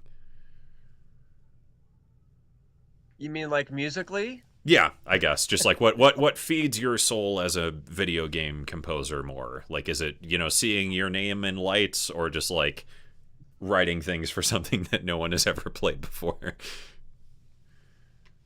Yeah, it's probably somehow a direct result of whatever musicians, Sean, it depends. Yeah, of whatever musicians I get to interact with. Um, I think before when we were talking about indie game, I said something like live musicians are the like the pulse of video games. I meant like solo musicians live, like these people Sure. that record themselves at home because they're playing on all kinds of things. So a lot of it really comes down to if I get a chance to work on a particular job that needs a particular kind of music, before I even know about the budget, I'm starting to think about who it is that I can work with because Mm. they're cool people and I want to work with them more because they transform my music. And I mean, I've done things where I've gone to record an orchestra and I bring one of those musicians with me just so we can have them sitting, you know, maybe in a booth. So I have their performance on its own, but like in the room with the rest of the musicians. So it's hard because I do love orchestra stuff. Yeah, I dropped Kristen's Field of Reeds website. She's Mm. probably played on more games than any person alive. Seriously, she plays on like 20 games a year. Um, that's hard because I wouldn't necessarily want to do AAA games all the time. I mean, first world problems and everything, but there's a lot of pressure there and Sure. a lot of um, It's like paint by very numbers. specific Yeah. guardrails, right? Like, and then indie games are kind of the opposite, where the pressure's off and it's a lot more relaxing and a lot less budget, though. But Yeah. in a way, there's less responsibility fiscally, so you're able to be more creative a little bit. And I think I there's wouldn't want always to a do way to either one make all it the work time. too. Yeah, Yeah. like being a full-time indie game composer is going to be incredibly hard, but I think yeah, you are allotted a ton of creative freedom and the money may not be there up front, but like if you get a good kind of spidey sense for games that are going to do well and not do well and whatever, which does take a little experience, you'd be surprised like you know, and especially with indie games like you can also own your music and then Mhm. sell your music yourself. So like imagine if you will, someone here in the chat scored the next like Hollow Knight game. And then what if it was this little indie team that you met at a game jam one day and it was just a really kick-ass looking game and you got the gig? Awesome. What if you got paid nothing up front, but you just knew that game was going to do well and then a year from now it comes out like blows up on Steam and you can keep 100% of your sales on Bandcamp? It can be pretty fucking tight when things like that work out. Um Yeah, I don't know. It's an interesting landscape.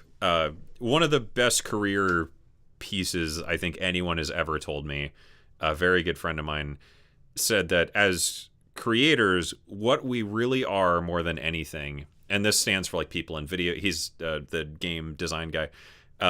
You know, musician, photographer, chef, or in Jason's case, baker, or whatever it is you do. Baker. Yeah, Yeah. as a creator, what we are more than anything pretty much at any level is just professional lottery players, and the thing that we do best is just play enough times to where we win small enough to just get to keep playing. I guess I'd be Mhm. curious for your take on that, where it's like we're nobody's moving from like massive paycheck to massive paycheck. It's just that like shit falls into your lap, and sometimes it happens often enough to like a very small group of people, obviously, to where they just get to keep playing. I mean, has that been kind of the story of your career?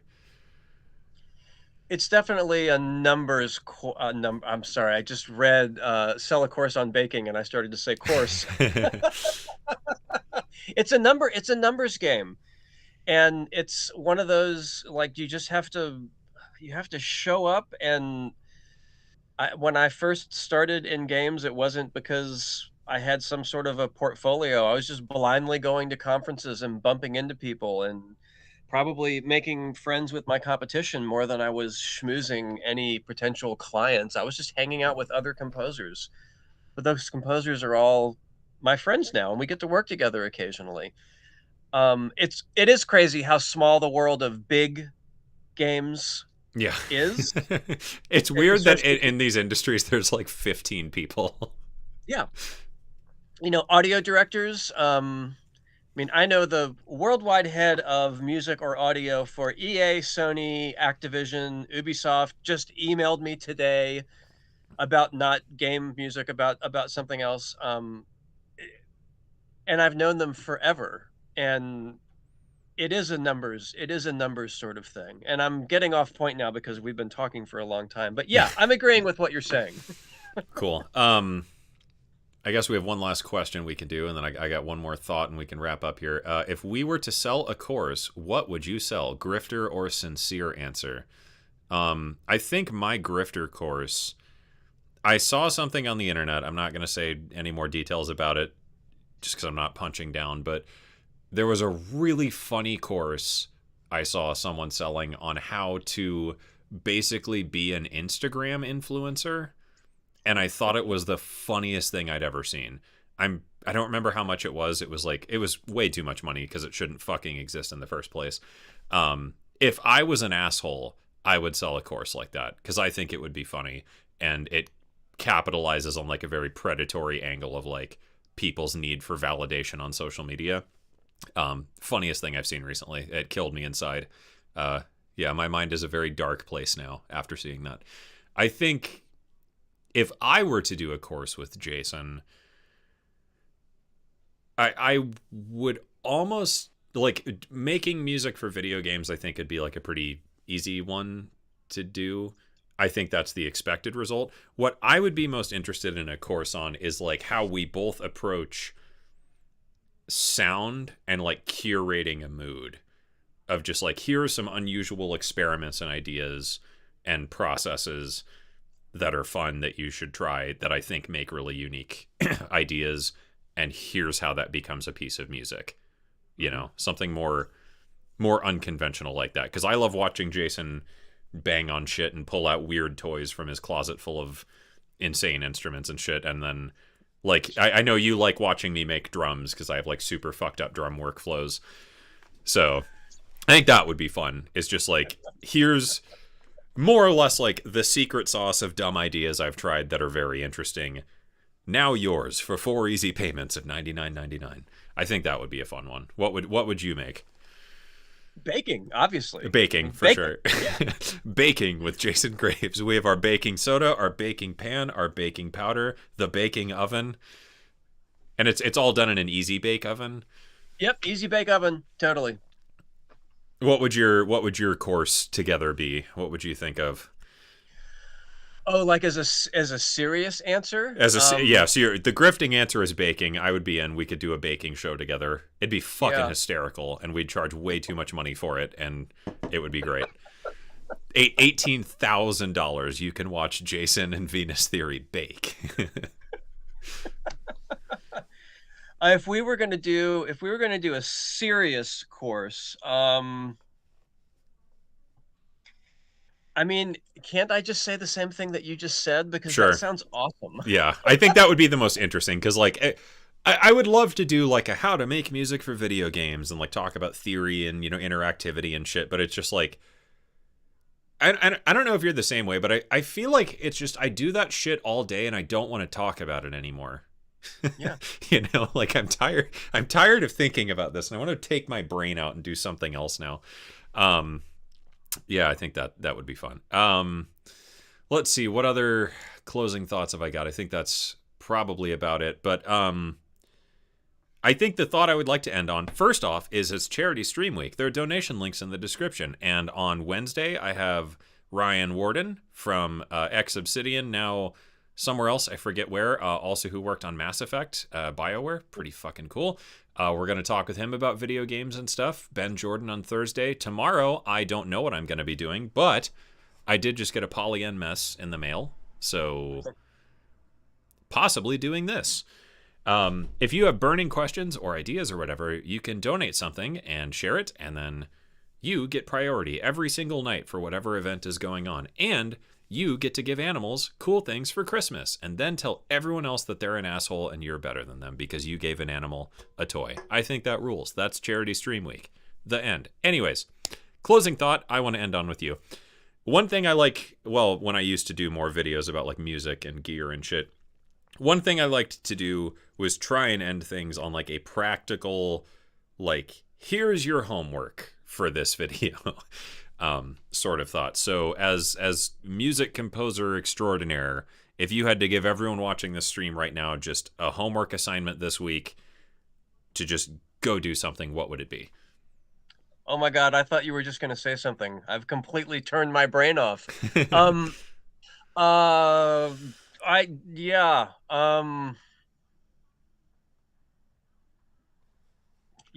You've completely caught me off guard. I was like, cool. I've also held you hostage here for like 2 hours. I'm sorry about that. Listening to you and ready for you to say something really meaningful.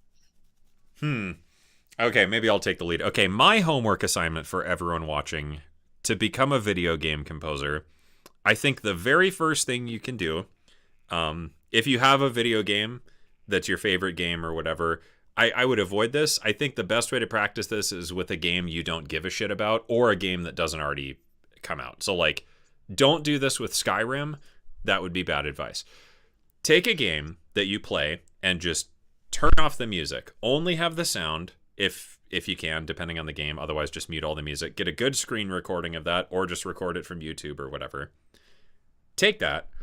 Plop that in your DAW if you can, if your DAW has like video support. Otherwise, just have it open in a little window and write 3 minutes of music that goes with that.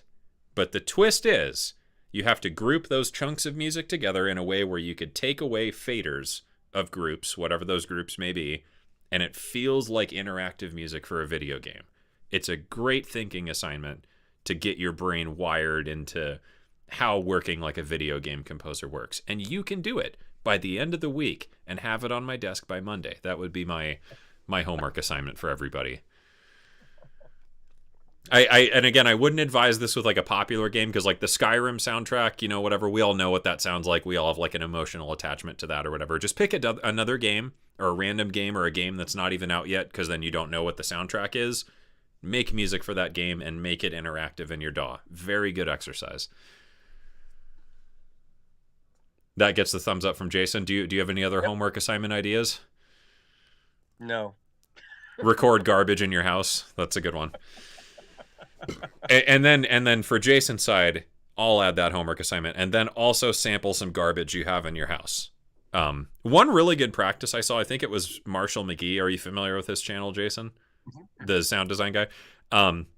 He talks about before he throws anything away, he makes himself sample it. Fucking brilliant advice.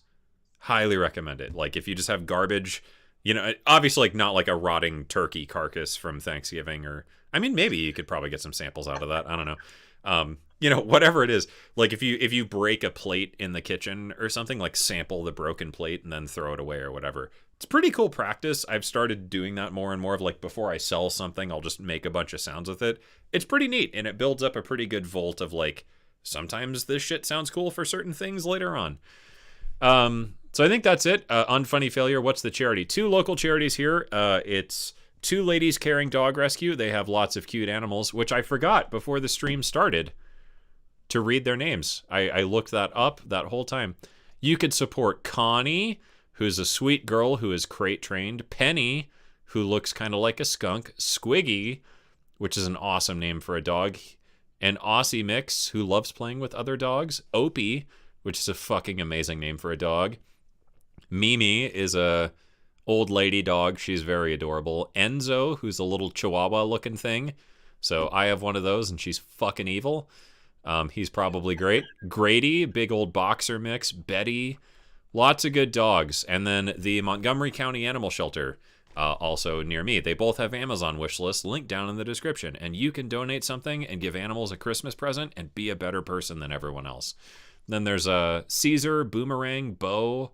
There was a cat in here that had a fucking awesome name from the shelter. And also, if you happen to be in like the northern Tennessee area, you can adopt a furry friend. Oh, they have a new dog called Charlie Brown. Of course, that's a good one. My grandparents growing up had dogs all named after like the Peanuts cartoons. Oh, this was it. I think I have this picture on the rotating slide. You'll see here in a bit. A 3-year-old cane Corso. If you know anything about dogs, those are big, big, big dogs. His name is Puddles, which I thought was like the best name for this like gigantic dog that could like rip your arm off. Like, come here, Puddles, and he just, you know, gores the mailman or whatever. Yeah, should I smash my Tascam and make phone recording of it then, or is it the other way? I mean, you can, you know, smash things. Try not to smash expensive things. That's a good life rule for being a composer, because turns out when you smash something, you have to buy the next one. Unless you're working for like some studio with tons of money, and then they'll buy you new stuff sometimes until you break like the 10th thing. And then they're like, why have we spent $18,000 on microphones? Cool. Well, hey, thank you, Jason, for joining me here for Charity Stream Week, night number 1. I hope I didn't keep you too long, and hopefully you got to eat before the stream. I haven't eaten yet, so I'm starving. Oh yeah, you need to go eat. I definitely ate. I ate lots of baked goods. Yeah, baking soda, baking salt, baking trays, baking sheets, baking Baking powder. baking Yep. powder, baking All of it. baking Happy to be here. Yeah, baking mixer, I don't know. You could just put the word baking in front of anything, really. Pretty And much. yeah, thank you for joining me, Jason. Good time to have you here. Thank you everyone for watching Charity Stream Week night number 1. I will be back tomorrow night with some other event of some kind, yet to be determined. Probably the Polyen Mess, just because that's cool and I don't know what it does yet. And I'll be live every single night this week. The goal is by the end of the week to have the Amazon wish list for both of these organizations cleared out. The good news is there's not that much that they're in need of. Not all that much, I guess, compared to previous years I've done this. So, ideally, all of you are awesome, which you are, and you could donate something and tell everyone else how much better you are than them, and then animals get stuff for Christmas. Everybody wins. And then in spring, Jason's turtle comes out and wishes you a happy spring. That's right. Or when does the tortoise come back out? So like winter, I mean, I guess late fall is probably too cold for a turtle. Yeah, it's I don't know. basically I don't know like what. 60, I mean, you guys are 65 degrees and sunny is yeah, his same. threshold. Your same kind of like geographic line. So Yeah. yeah. So he doesn't come out again until like springish. Yeah, exactly.